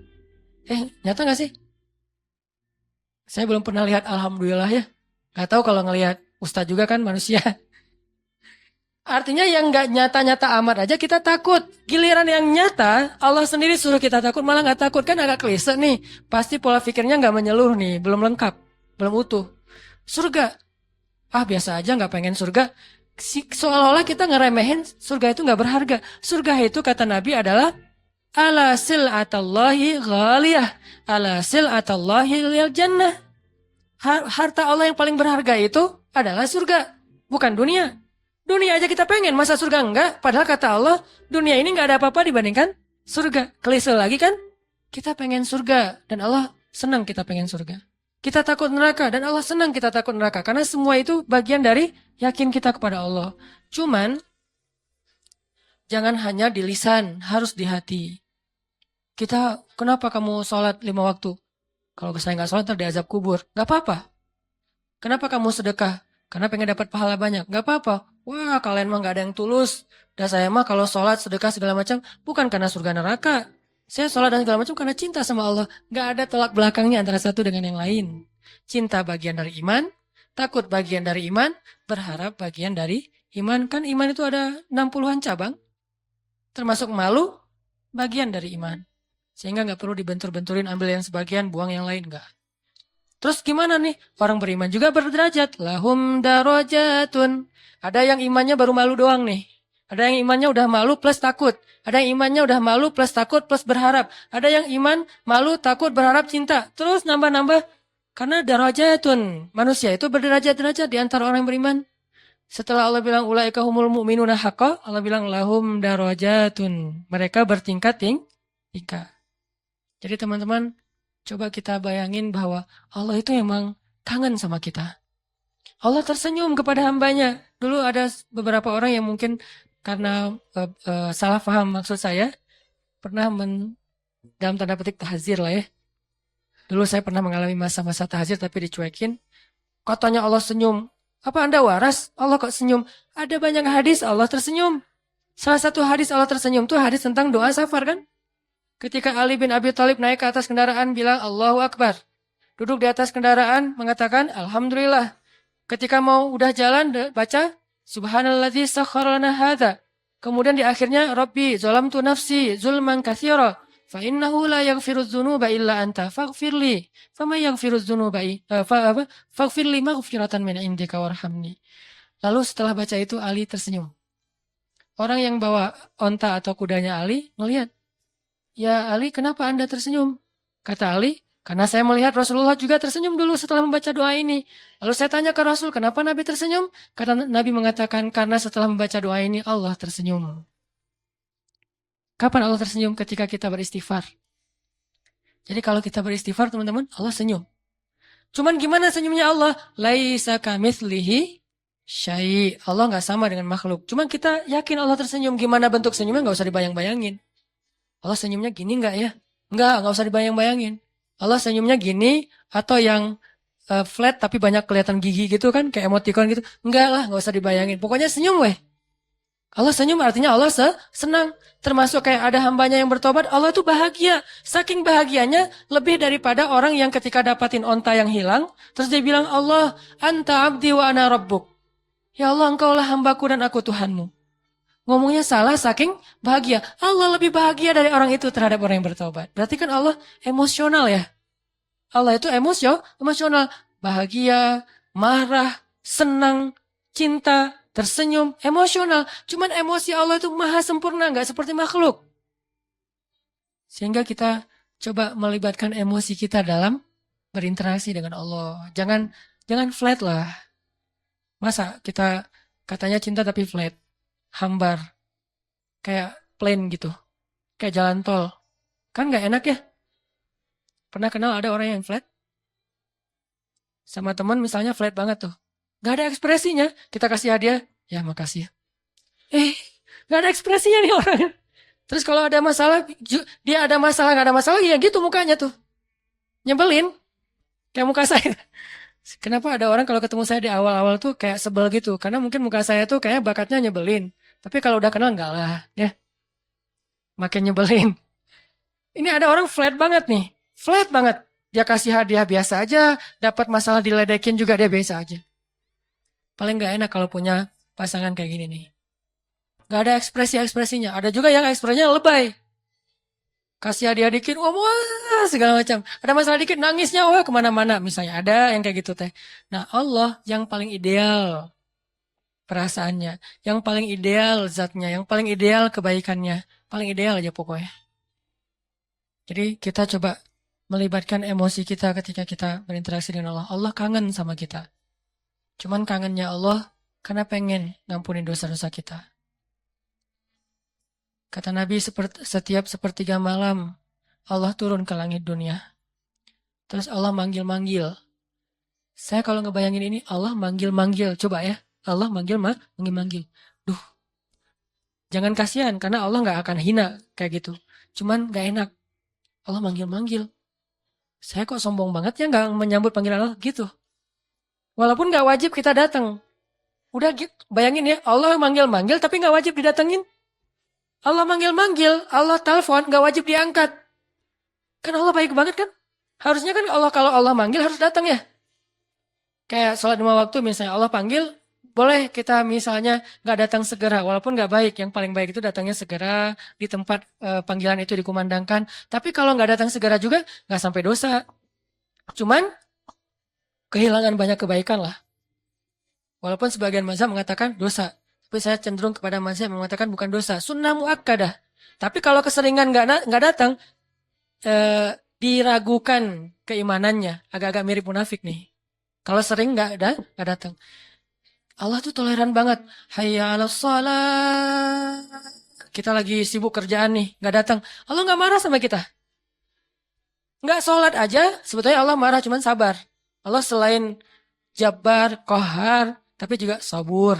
Ya. Kan ideal banget nih. Kalau Allah marah bisa. Gak ada yang bisa ngehalangin. Tapi Allah sabar. Kalau kita sabar karena gak bisa marah. Seringnya kan kita sabar tuh karena gak bisa marah. Begitu bisa marah gak ada sabarnya. Kalau Allah sabar padahal bisa marah. Selain Jabbar, Qahar, apalagi sifat-sifat yang keras nih. Muntakim, tapi di sisi lain sifat Jamal. Makanya ada sifat Jamal, ada sifat Kamal. Sifat Jamalnya Allah apa?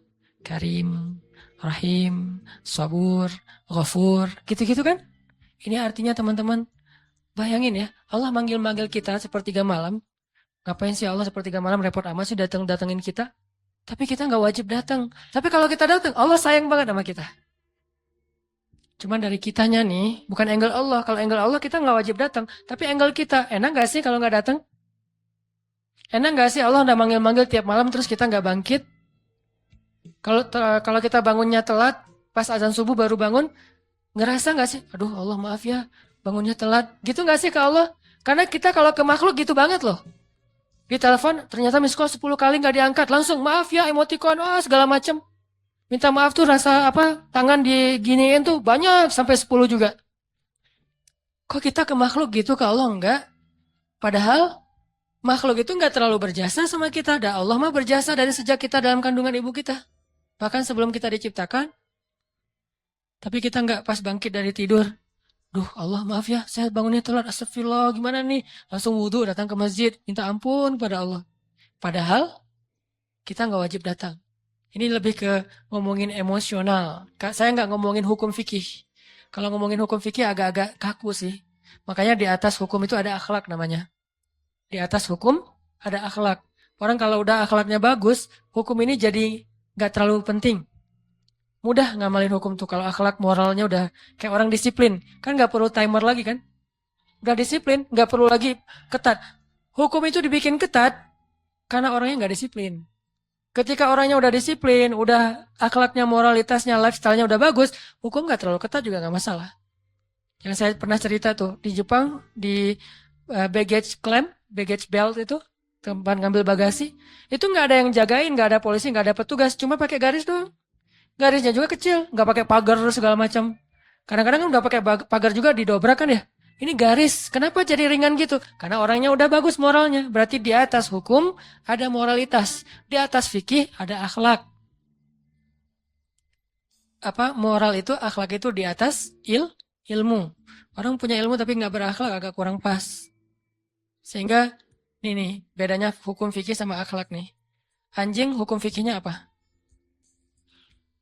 Anjing hukum fikihnya bukan haram, najis. Makan anjing hukum fikihnya haram.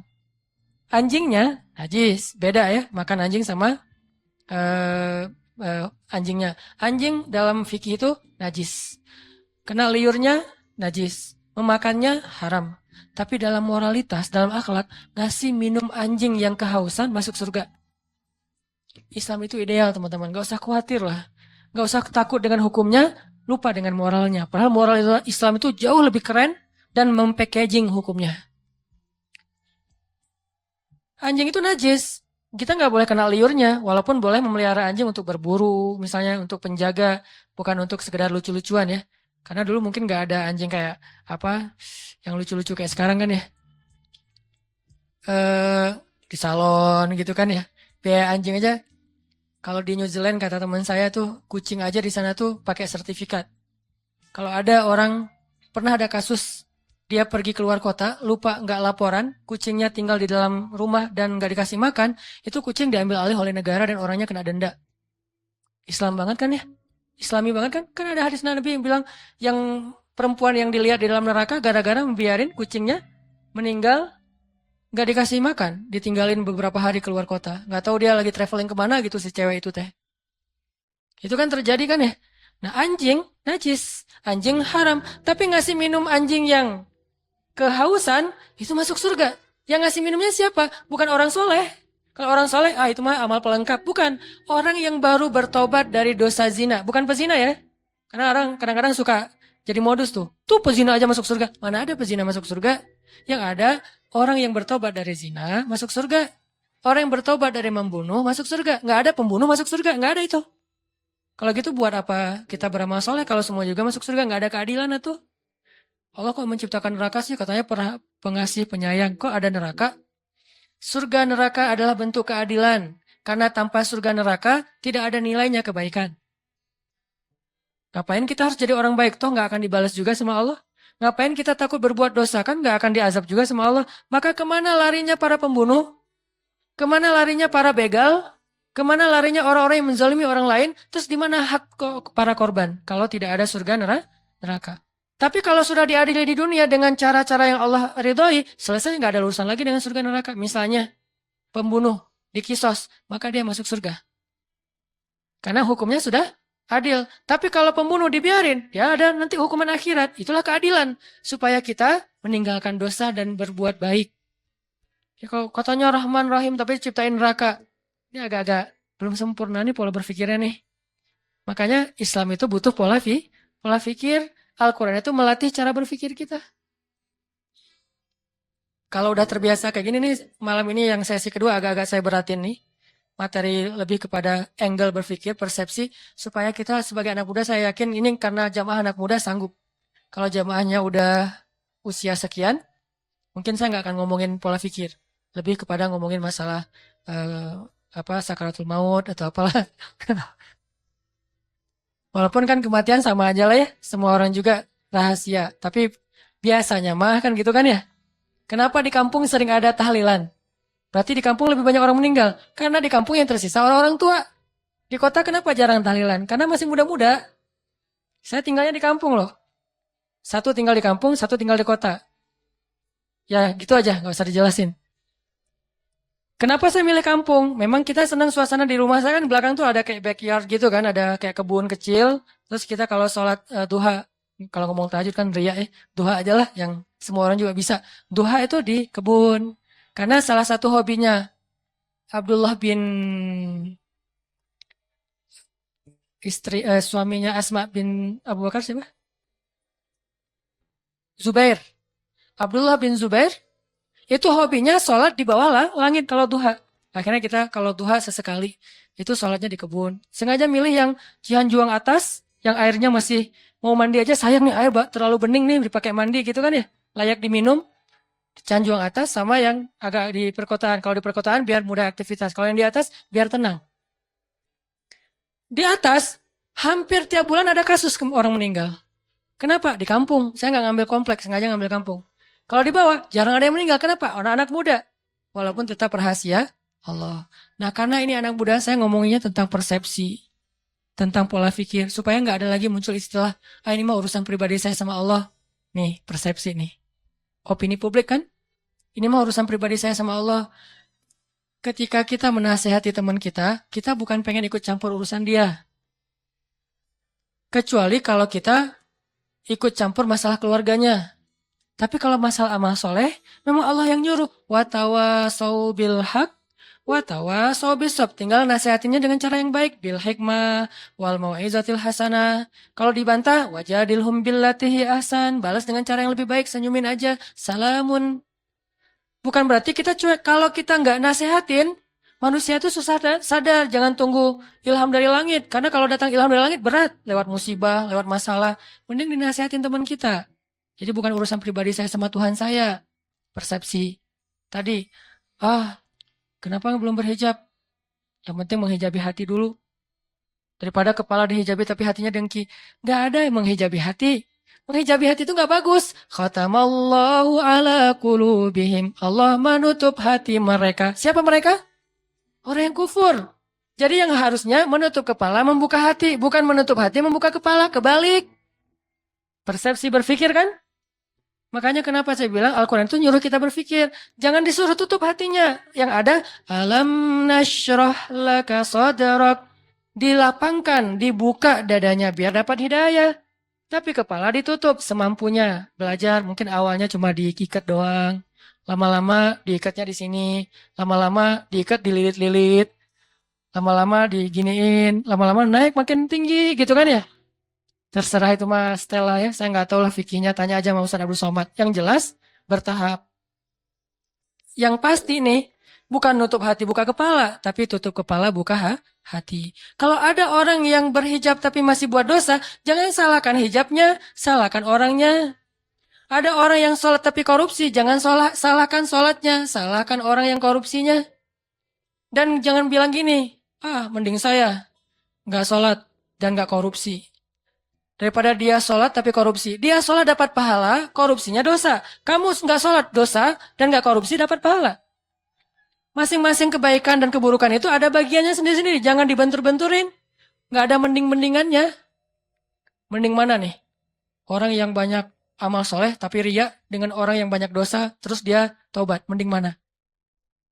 Susah mendinginnya ya. Makanya ada yang bilang gini teman-teman. Kadang-kadang salah ngomong mungkin ya. Beberapa penceramah pernah ngomong gini.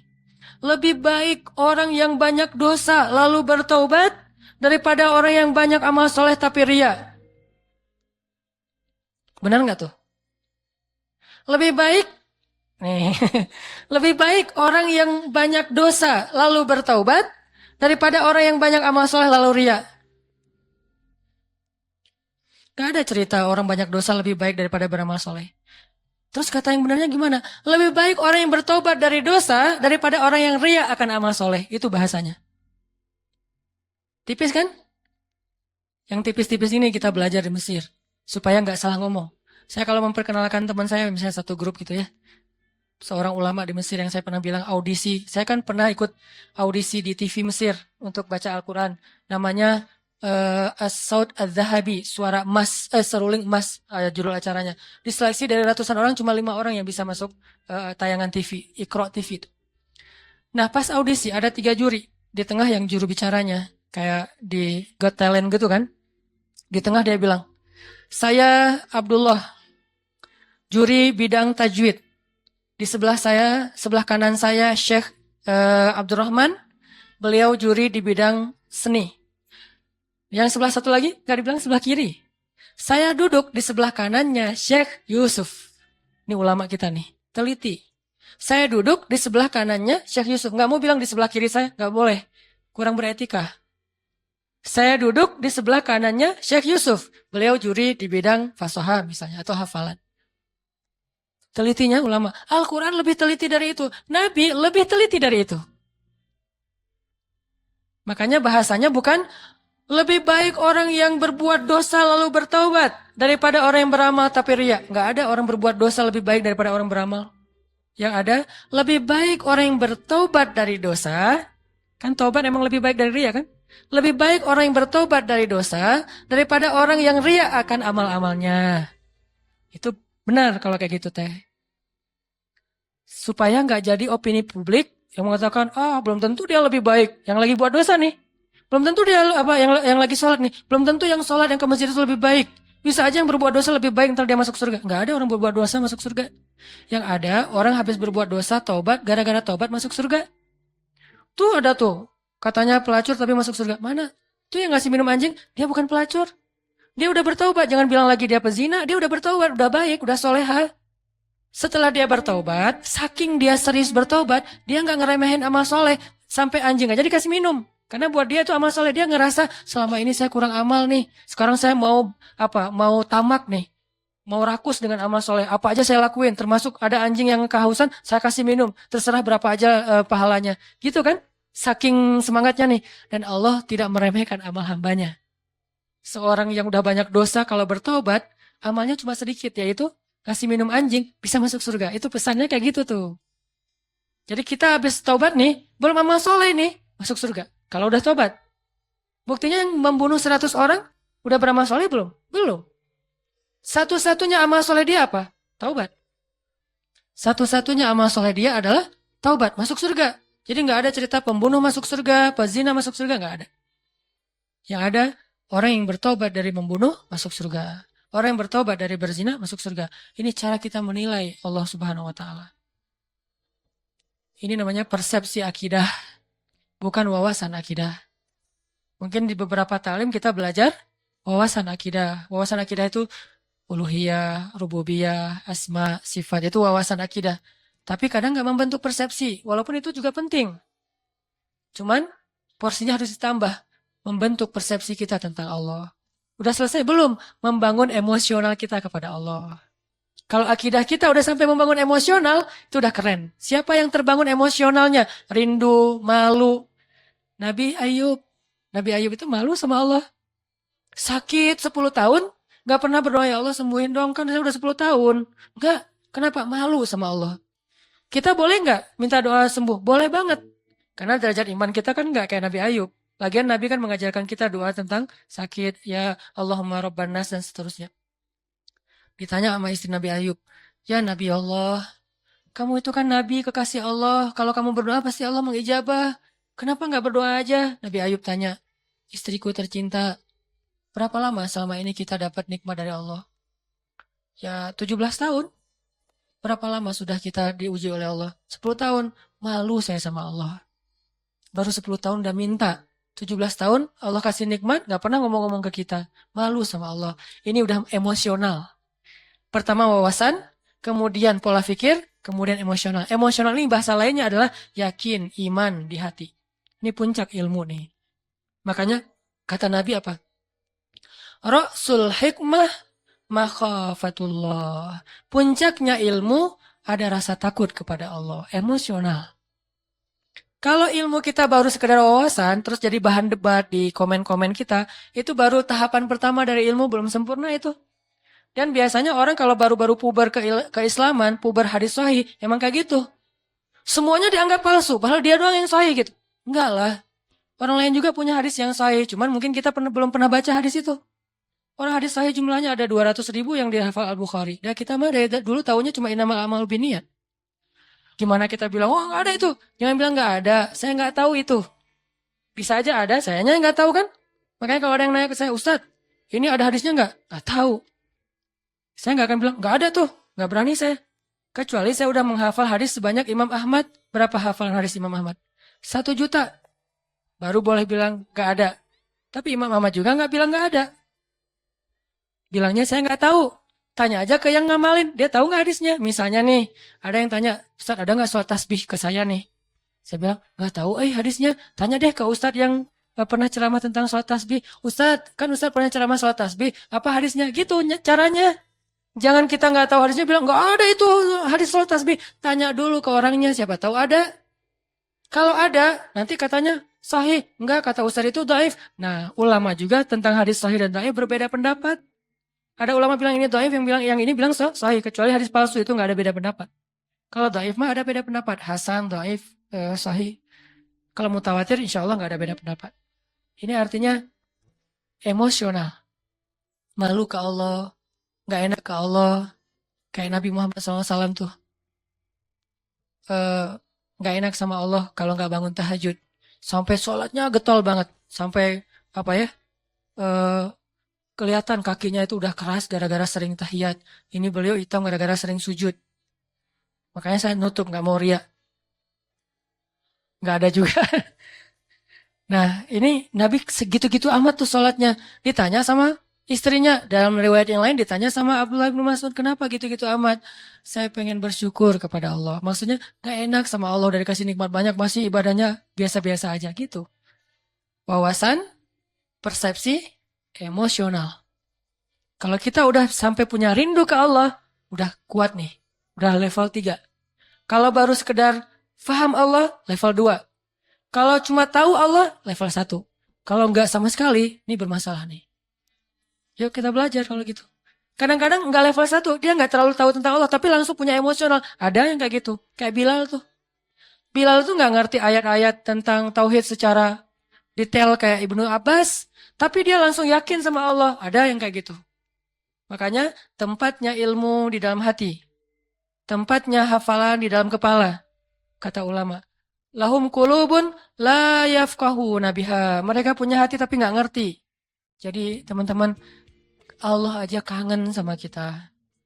Ini ngomongin emosinya Allah ya. Saya nggak ngomongin tentang zatnya, nggak ngomongin tentang wawasannya. Ngomongin tentang emosinya Allah. Allah kangen loh sama kita. Bukti Allah kangen, setiap malam didatengin. Setiap malam Allah manggil-manggil.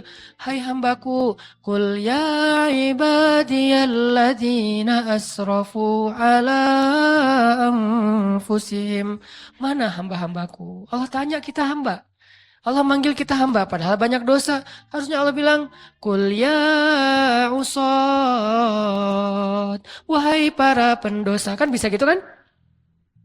Atau Qul ya ayyuhan nas, wahai manusia.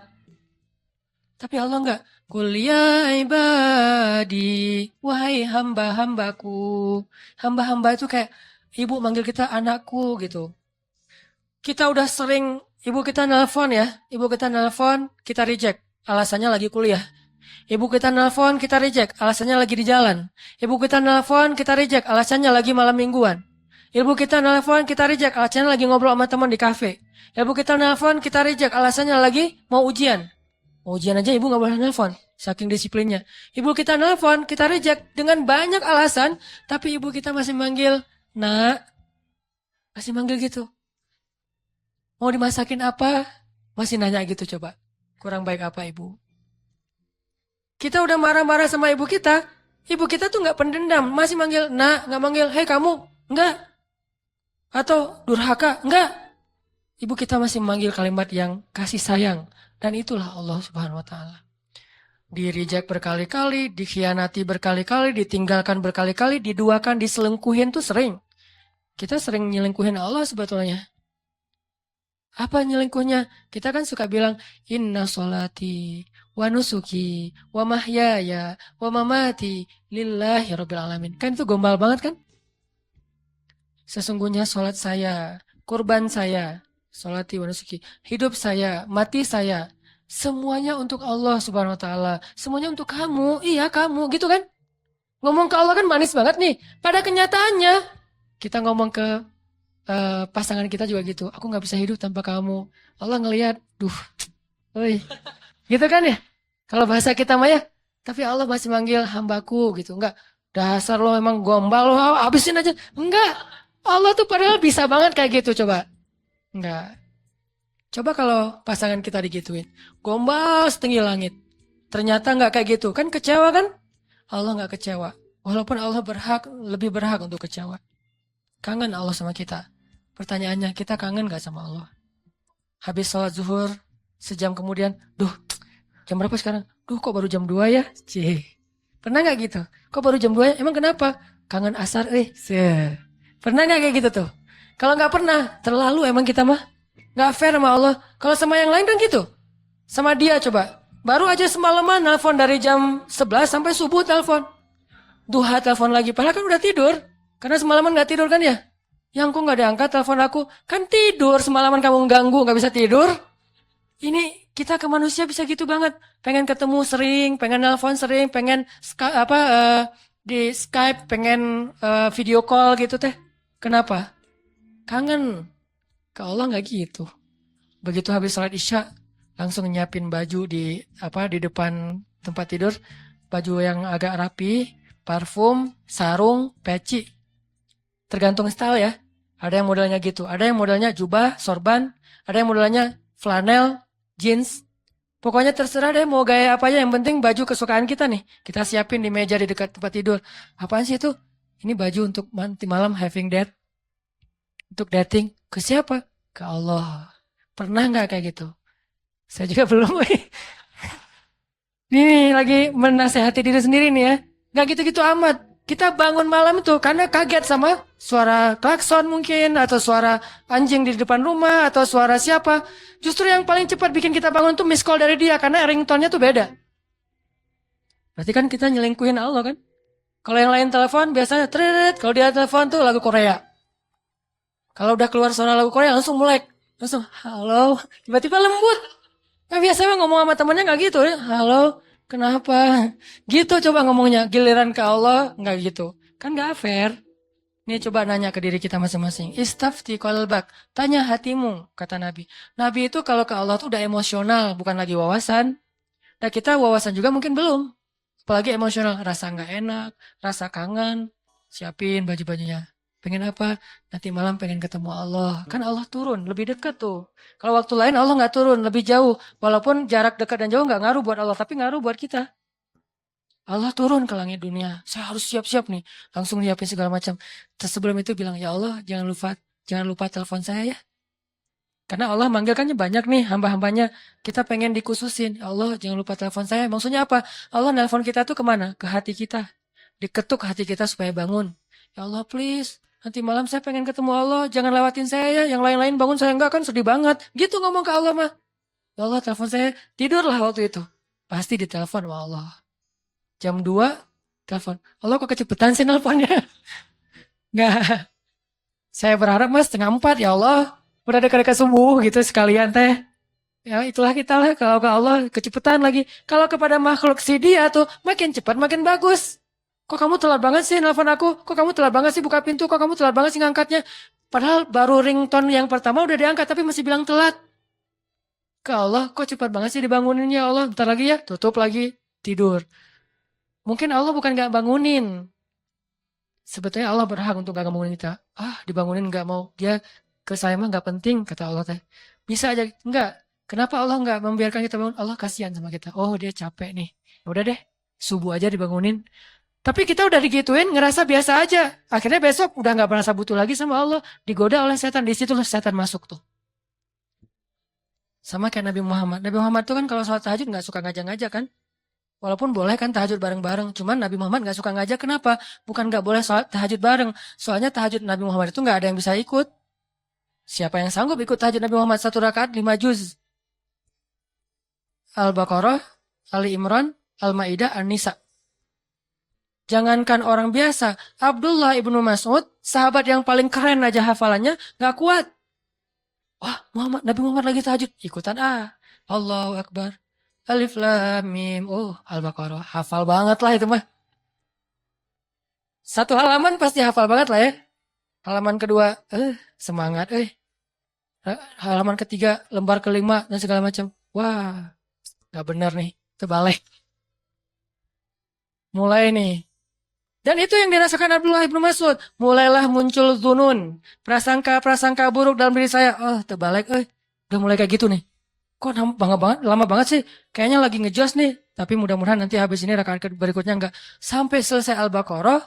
Mudah-mudahan habis Al-Baqarah. La yukallifullahu nafsan illa usaha. Abdullah udah gini-gini. Wah, ada ruku nih.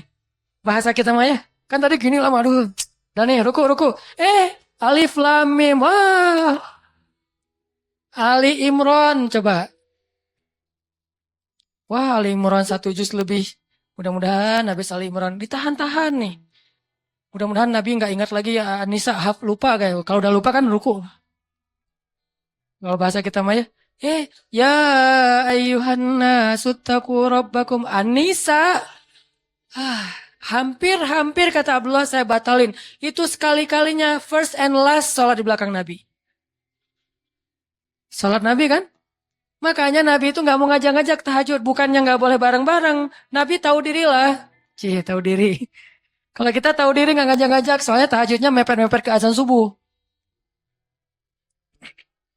Tahajud 2 rakaat, witir 1 rakaat. Kalau enggak, sekalian aja witir dari disatuin dengan tahajud 1 rakaat. Sholat tahajud. Saya sering sholat tahajud 1 rakaat, witir doang. Kenapa? Karena pas lihat jam 4 5 azan. Ya udah witir aja deh. Saking gak solehnya. Nabi, saking solehnya gak berani ngajak orang. Ini juga kedewasaan Nabi nih. Beliau kalau ngasih contoh, kasih contoh yang bisa ditiru. Kalau melakukan yang gak bisa ditiru, gak mau nyontohin ke orang lain. Kalau kita kebalik, giliran dilihat orang lain yang gak bisa ditiru. Giliran sendiri, yang orang lain semua bisa ngelakuin, lakuin juga. Artinya kita tuh kurang bijak, pamer. Nabi kalau sholat sunnah qabliyah di rumahnya 4 rakaat. Kalau di masjid 2 rakaat. Supaya bisa ditiru. Ketika ditanya kok gitu Nabi, likaila yakuna harajan li ummati, supaya nggak ngeberatin kalian. Coba. Ini emosional Nabi nih. Bahasa fikihnya sariratun Nabi. Kan Nabi itu ada surah, sirah, sariroh ya. Surah, jenggot, rambut segini. Itu rambut 2017 banget lah pokoknya. Rambut zaman now. Terus jubahan. Terus sorbannya Nabi itu kan kalau di ini satu di depan, satu ke belakang kan ujungnya. Itu surah. Kalau sirah, kehidupan sehari-hari Nabi, sikap-sikap Nabi. Nah, yang jarang dibahas itu teman-teman, sariro, perasaan Nabi. Nabi itu nggak mau ngeberatin kita. Kalau ngasih contoh, yang bisa kalian tiru aja deh. Makanya Nabi kalau tahajud nggak pernah ngajak Aisyah. Aisyah tidur, Nabi ke kamar mandi, wudhu, udah gitu sholat. Sholatnya di mana? Di sebelah Aisyah. Kenapa? Nabi tahu Aisyah itu kalau malam suka raba-raba nyari Nabi. Kalau nggak kepegang Nabi, dia bangun. Nabi nggak pengen ngebangunin Aisyah, coba. Kalau kita, istri yang soleh kok belum bangun? Masih mending. Aduh ya Allah, pengen banget istri kayak Khadijah, bukan kayak gini. Lebih fatal lagi. Aisyah aja nggak dibangunin sama Nabi. Jadi kalau nanti udah punya ya, maaf kalau belum punya, nggak bisa diperhatikan. Kalau udah punya, jangan bangun-bangunin. Dan saya juga nggak pernah nggak bangunin istri, soalnya nggak bangun juga. Nabi mah nggak pernah bangunin istri kecuali emang dalam kondisi Aisyah waktu itu nggak capek. Nabi perhatiin banget, hari ini Aisyah ngapain. Oh, kita kan nggak peduli. Tahajud malah tahajud. Mama kan udah sering ikut talim, masa nggak bisa tahajud? Ya udah sering talim, tapi capek siangnya dia ngurus anak, dia nyuci, dia segala macam, dia jagain harta kita, rumah kita, keluarga kita, dia mondar-mandir ke pasar. Mungkin tadi pergi ke pasar beli cabai lupa, beli garam lupa, lanjut lagi. Kita harus tahu, oh seharian Aisyah capek, ya udah malamnya saya tahajud sendiri. Begitu witir baru Aisyah dibangunin. Adegan pakai nano spray itu adegan witir, bukan adegan tahajud. Aisyah gitu-gitu. Oh ya udah, Aisyah pasti apaan sih kalau bahasa kita mah ya? Kak Aisyah tuh raba-raba kalau lagi malam. Nabi mana? Karena dekapan Nabi itu kan paling hangat ya. Karena dia mendekap bukan dengan fisiknya doang, dengan hatinya. Pokoknya udah hangat banget lah dekapan Nabi. Cowok paling romantis se-Eropa itu Rasulullah SAW lah. Kalau kita mau tahu gimana romantisnya Nabi, saya udah lagi nggak mood bahas romantis-romantisan ya. Satu saat aja. Tapi bukan saya nih yang romantis ya, Nabi. Saya mah cuma belajar-belajar dikit. Nabi itu paling hangat. Nabi pegang tangan istrinya biasa. Kita mau megang, kursi aja lah. Nggak ada calonnya nih. Masa mau dipegang, siapa yang dipegang? Pasti pegang calon mertua. Apa-apaan lo? Astagfirullah. Kan bahaya tuh. Bisa megang tangan calon mertua yang kekar gitu. Bahaya. Nabi Aisyah witir. Karena pas Nabi lagi sholat, Nabi itu sholat kakinya itu di sebelah Aisyah. Dan Aisyah tuh nyari-nyari jempol Nabi. Itu juga dalil bagi sebagian mazhab ya, nggak semuanya, bahwa menyentuh istri tidak batal wudhu. Sebagian lain mengatakan beda. Allah alam bab fikihnya. Karena ada juga dalil kalau habis wudhu Nabi itu cium Aisyah ke masjid. Wudhu, cium. Itu ritual ya, tutorial ke masjid. Wudhu dulu awalnya ketika mendengar azan, siwak. Siwak mah boleh pakai kayu siwak, boleh pakai gosok gigi, terserah. Yang penting bersihin mulut. Siwak, udah gitu berwudhu, udah gitu pakai pakaian yang bagus, parfum, cium istri. Makanya nggak bisa ngamalin sunnah kalau belum susah. Banyak yang nggak bisa diamalin. Garing kan? Parfum segala macam, langsung ke masjid, garing ah. Harusnya parfum, ada sesuatu. Jadi jangan ngelangkahin sunnah dong. Runtutannya harus serapi. Siwak, wudhu, pakai baju yang bagus, parfuman. Nah, bagian apa? Terserah. Mau di pipi, mau di jidat. Ya, itu aja lah dua. Pipi atau jidat, dah. Dan kecupan itu penuh kasih sayang. Istri juga pasti gituin. Itu kayak mentransfer amal soleh ya. Mentransfer kebaikan. Istri langsung pasti gituin. Oh iya ya, sholat. Jadi jangan bilang, ma sholat. Enggak. Wudhu, parfum, cium. Oh tanda udah waktunya sholat. Kan keren banget ya alarmnya ya. Jangan pakai alarm, ma sholat, ma udah azan. Jangan, nggak keren. Terlalu mainstream. Alarm sholat dari suami ke istri itu adalah kecupan. Kalau di kantor gimana Ustaz? Kirim aja emoticon kecupan. Jadi kalau udah jam 12, muncul tuh emoticon kecupan. Oh, waktu sholat. Kan keren ya? Sunnah banget lah itu. Makanya ngelihat sunnah tuh dari angle kekinian. Biar lebih bisa praktekinnya agak-agak nyaman gitu. Ini ternyata, tadi ngomong, kenapa jadi kesini? Susah dibendung Intinya mah, ada sariroh. Nabi itu perasaannya luar biasa. Makanya Nabi pas lagi sholat, jempolnya di dekat Aisyah. Aisyah tidur kan, tidurnya mereka di bawah ya. Kayak orang Jepang gitu, nggak pakai spring bed segala macam. Di bawah tidurnya, karena memang sederhana. Aisyah pas lagi tidur, cari-cari jempol Nabi. Oh, ada jempolnya, Nabi sholat. Kalau kita pas dijempolin gitu, sok-sok khusyuk gitu, nggak boleh disentuh makhluk. Ini saya lagi menghadap Allah, makhluk, minggir. Allahu Akbar. Nggak gitu-gitu amat lah, sholat mah. Sholat juga tetap romantis. Sholat jempolnya dipegangin. Itu sholat romantis tuh teh. Jangan mentang-mentang udah sholat jadi kaku. Makanya orang kalau beragama jangan jadi kaku. Justru harusnya jadi rahmah. Makin ngerti agama makin rahmah. Jangan makin ngerti agama makin kaku, makin strike. Jangan, kebalik. Kenapa ada kesan orang makin belajar ilmu agama makin gampang galak? Berarti kita nggak belajar sarirah Nabi. Perasaan Nabi. Cuman belajar sirah. Atau surah mungkin. Harusnya makin belajar agama, makin ngademin. Disentuh jempolnya, biarin aja. Sujud. Pas sujud, didatengin cucunya atau anaknya naik ke atas pundak Nabi. Nabi sujudnya dilama-lamain. Kenapa? Gak mau ganggu anak kecil yang lagi main di atas pundak beliau. Coba. Ternyata dalam ibadah juga ada akhlak. Jangan berpikir ketika beribadah akhlaknya dibuang. Enggak. Dalam ibadah aja pakai akhlak. Apakah kalau kayak gitu kita menduakan Allah? Enggak. Allah senang dengan hamba yang kayak gitu. Allah tuh enggak egois. Yang kalau menghadap Allah makhluk minggir. Enggak. Dilama-lamain sama Nabi. Kenapa? Cucunya masih main. Atau anaknya masih main. Begitu anaknya turun, baru Allahu Akbar. Sampai saking lamanya, sahabat jadi nanya ke Nabi. Walaupun nggak ada yang noong gitu. Apaan sih Nabi? Nggak. Kan kadang kalau kita mah kelamaan, jangan-jangan imamnya meninggal nih. Nggak. Kan ada yang meninggalnya husnul khotimah gitu kan. Lagi sholat, husnul khotimah meninggal. Nih imam soleh banget sih meninggal lagi sholat. Nih gimana dengan kita nih? Nggak. Mereka husnuzon. Cuman agak penasaran, kepo gitu. Kenapa Nabi sholatnya lama banget ya sujudnya?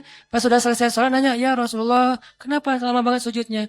Tadi anak-anak saya itu naik ke atas, cucu saya itu naik ke atas pundak dan saya tidak ingin mengganggu mereka.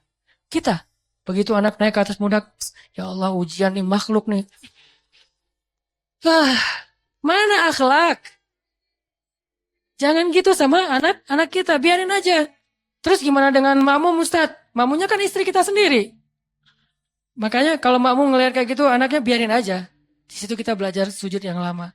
Naik, kalau nggak turun-turun juga Ustadz, ya udah. Kalau yang ternyata harus bangkit juga, bangkit pelan-pelan. Bukan bangkitnya sampai terbang. Terbang ke pintu gitu. Wow, kekerasan anak ya. Ini bisa dilaporin nanti. Makanya Nabi pelan bangkit. Lagi sujud kan suka-suka. Kadang-kadang ada yang model mazhabnya tuh, ini gini kan ya. Karena istri saya ada yang tahiyatnya gini, ada yang gini. Maaf. Tahiyat aja pokoknya lah. Yang gini nih, kalau dia lagi salat tahiyat, dia gini, anak saya pasti nangkap tuh. Pas ngeliat ibunya gini, dipegangin sama anak saya. Takut lepas kali ya. Ini pegangin. Ini alhamdulillah ya, mazhab kita macam-macam. Kalau saya mah tergantung. Kalau lagi gini-gini, kalau lagi kan tahu fikih ya, bukan karena ikut istri, tahu fikih. Yang ibunya kayak gini, tangkap sama anak kita. Mah, kenapa sih sholatnya kayak gitu banget? Apa nggak pegal apa?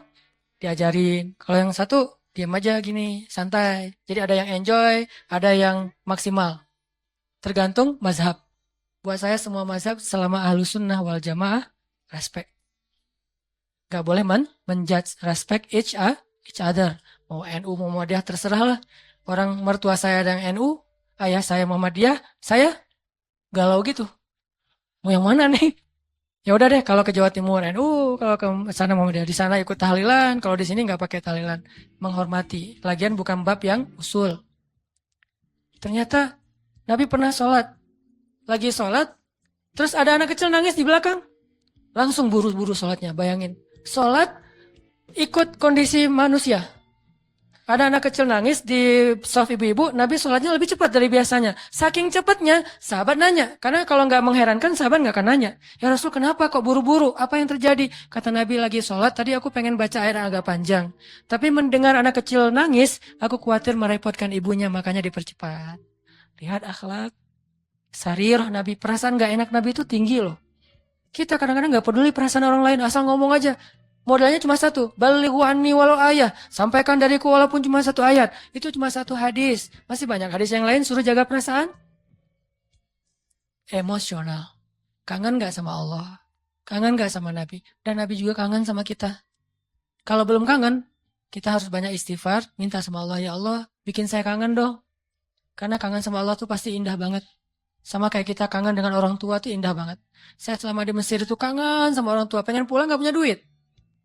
Ada duit sekali, boros. Habis, mau pulang. Pas mau pulang tuh pas habis duit biasanya.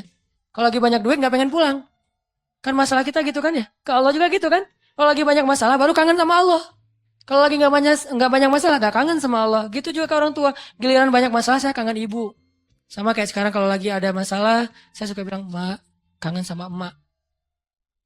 Pengen pulang ke Aceh. Kenapa? Lagi banyak masalah. Tapi kalau gak lagi banyak masalah, gak kangen. Ini manusiawi banget nih. Makanya coba belajar kangen sama Allah. Kalau udah dapat kangen indah banget. Kalau kangen kepada manusia kadang-kadang agak emang ngeganggu sih. Apalagi kalau LDRan kan ganggu banget ya. Tapi kalau kangen sama Allah gimana pun LDRan kan Allah dengan kita kan LDRan nih. Jauh di langit sama di bumi. Tapi Allah bisa datang di detik itu juga. Ini qarib. Caranya gimana? Telepon aja. Wa idza sa'alaka ibadi anni langsung ini qarib. Seolah-olah Allah ngomong gini, kan kita tuh jauhan ya hambaku, tapi kalau kamu telepon aku langsung datang seketika itu juga. Gitu maksudnya. Wa idza sa'alaka ibadi anni fa inni qarib, itu maksudnya apa? Wahai hambaku, jarak kita emang jauh, kamu di bumi, aku di langit.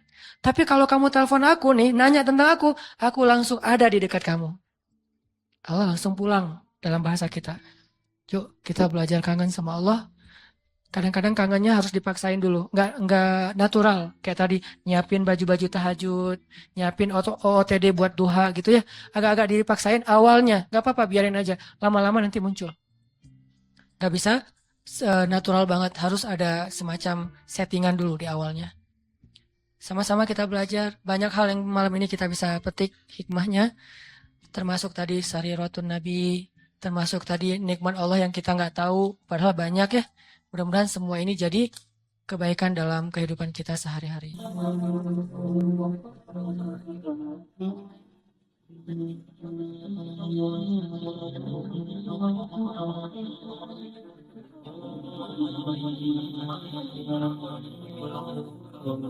Sejak Rasulullah wafat, berkali-kali Bilal minta izin kepada Abu Bakar untuk ikut jihad dan gak pulang lagi ke Madinah, pengen tinggal di tempat yang lain. Udah gak kuat lagi berada di Masjid Nabawi. Karena orang yang dia cintai telah wafat. Tapi gak diizinkan oleh Abu Bakar sampai akhirnya setelah sekian lama membujuk Abu Bakar bisa diizinkan, pergilah Bilal dan akhirnya Bilal tinggal di Syam. Kalau sekarang Suriah. Di sanalah Bilal menikah. Jadi selama ini dia asik dengan cintanya kepada Rasulullah sehingga nggak sempat mikirin pernikahan. Baru berangkat ke Syam, sampai di Syam Bilal menikah di sana. Menikah di sana, hidup di sana sampai setelah beberapa tahun berada di Syam, akhirnya bergantilah pemerintahan dari masa Abu Bakar ke masa Umar bin Khattab. Setelah beberapa tahun di Syam, pada suatu malam Bilal menangis. Malam-malam dia bangun nangis, gerung-gerung gitu kayak anak kecil. Istrinya nanya, ya Bilal ada apa? Kamu mimpi buruk? Enggak, justru ini mimpi baik. Mimpi apa? Aku mimpi ketemu dengan Rasulullah SAW. Dan Rasulullah bersabda, siapa yang melihat aku dalam mimpi berarti dia melihat aku dalam kenyataan. Aku bertemu dengan Rasulullah di dalam mimpi dan Rasulullah berkata, ya Bilal, kami rindu kepadamu, sudah lama engkau tidak mengunjungi kami ya Bilal. Setelah bangun dari mimpi itu, Bilal semakin rindu kepada Rasul, merasa bersalah udah lama gak menjenguk Rasulullah. Akhirnya Bilal pun memutuskan untuk, kalau bahasa kita mah umroh. Memutuskan untuk ziarah ke makam Rasul. Berangkat Bilal dari Syam, umroh ziarah ke makam Rasul. Melihat Bilal masuk lagi ke kota Madinah, penduduk Madinah itu berasa seperti hidup lagi di zaman Rasul. Senang gitu, dan Umar sangat senang dengan kedatangan Bilal. Sehingga selesai Bilal sholat, selesai Bilal ibadah sunnahnya, termasuk menjenguk atau berziarah ke makam Rasul dan Abu Bakar. Kemudian Umar berkata kepada Bilal, ya Bilal, sudah lama kami tidak mendengar suara azan darimu. Tolong kumandangkan sekali lagi azan seperti engkau mengumandangkannya di masa Rasul. Kami rindu ingin merasakan suasana di zaman Rasul. Benar Bilal, kata para sahabat yang lain yang ada di situ. Umar, kemudian Abdurrahman, beberapa orang sahabat, ya Bilal azan, kami ingin mendengar suaramu seperti dulu kami mendengarnya di masa Rasul. Kata Bilal, saya tidak akan kuat. Kata mereka, coba dulu kamu usahakan karena kami ingin sekali mendengarnya. Saya tidak akan kuat. Cobalah wahai Bilal demi kami supaya kami bisa semangat lagi dalam beramal soleh mengikuti perjuangan Rasulullah. Akhirnya karena udah dipaksa terus, Bilal pun mengumandangkan azan. Allahu Akbar, Allahu Akbar. Kota Madinah kaget mendengar suara Bilal. Orang-orang yang ada di rumah semuanya mengatakan, apakah Rasulullah sudah bangkit kembali? Mereka semuanya kaget dan bahagia. Seolah-olah Rasulullah sudah bangkit dari kematiannya. Seperti Isa seolah-olah diturunkan kembali setelah dia diangkat ke langit. Satu kota Madinah tuh kaget bahagia gitu. Kayak seorang ibu yang kehilangan anaknya tiba-tiba mendengar suara anaknya dari jarak dekat dan ingin dipeluk segera anaknya itu. Saking rindunya mereka kepada Rasulullah. Allahu Akbar, Allahu Akbar. Pasar yang tadinya ramai tiba-tiba sepi mendengar suara Bilal yang masih sayup-sayup. Asyhadu an la ilaha illallah.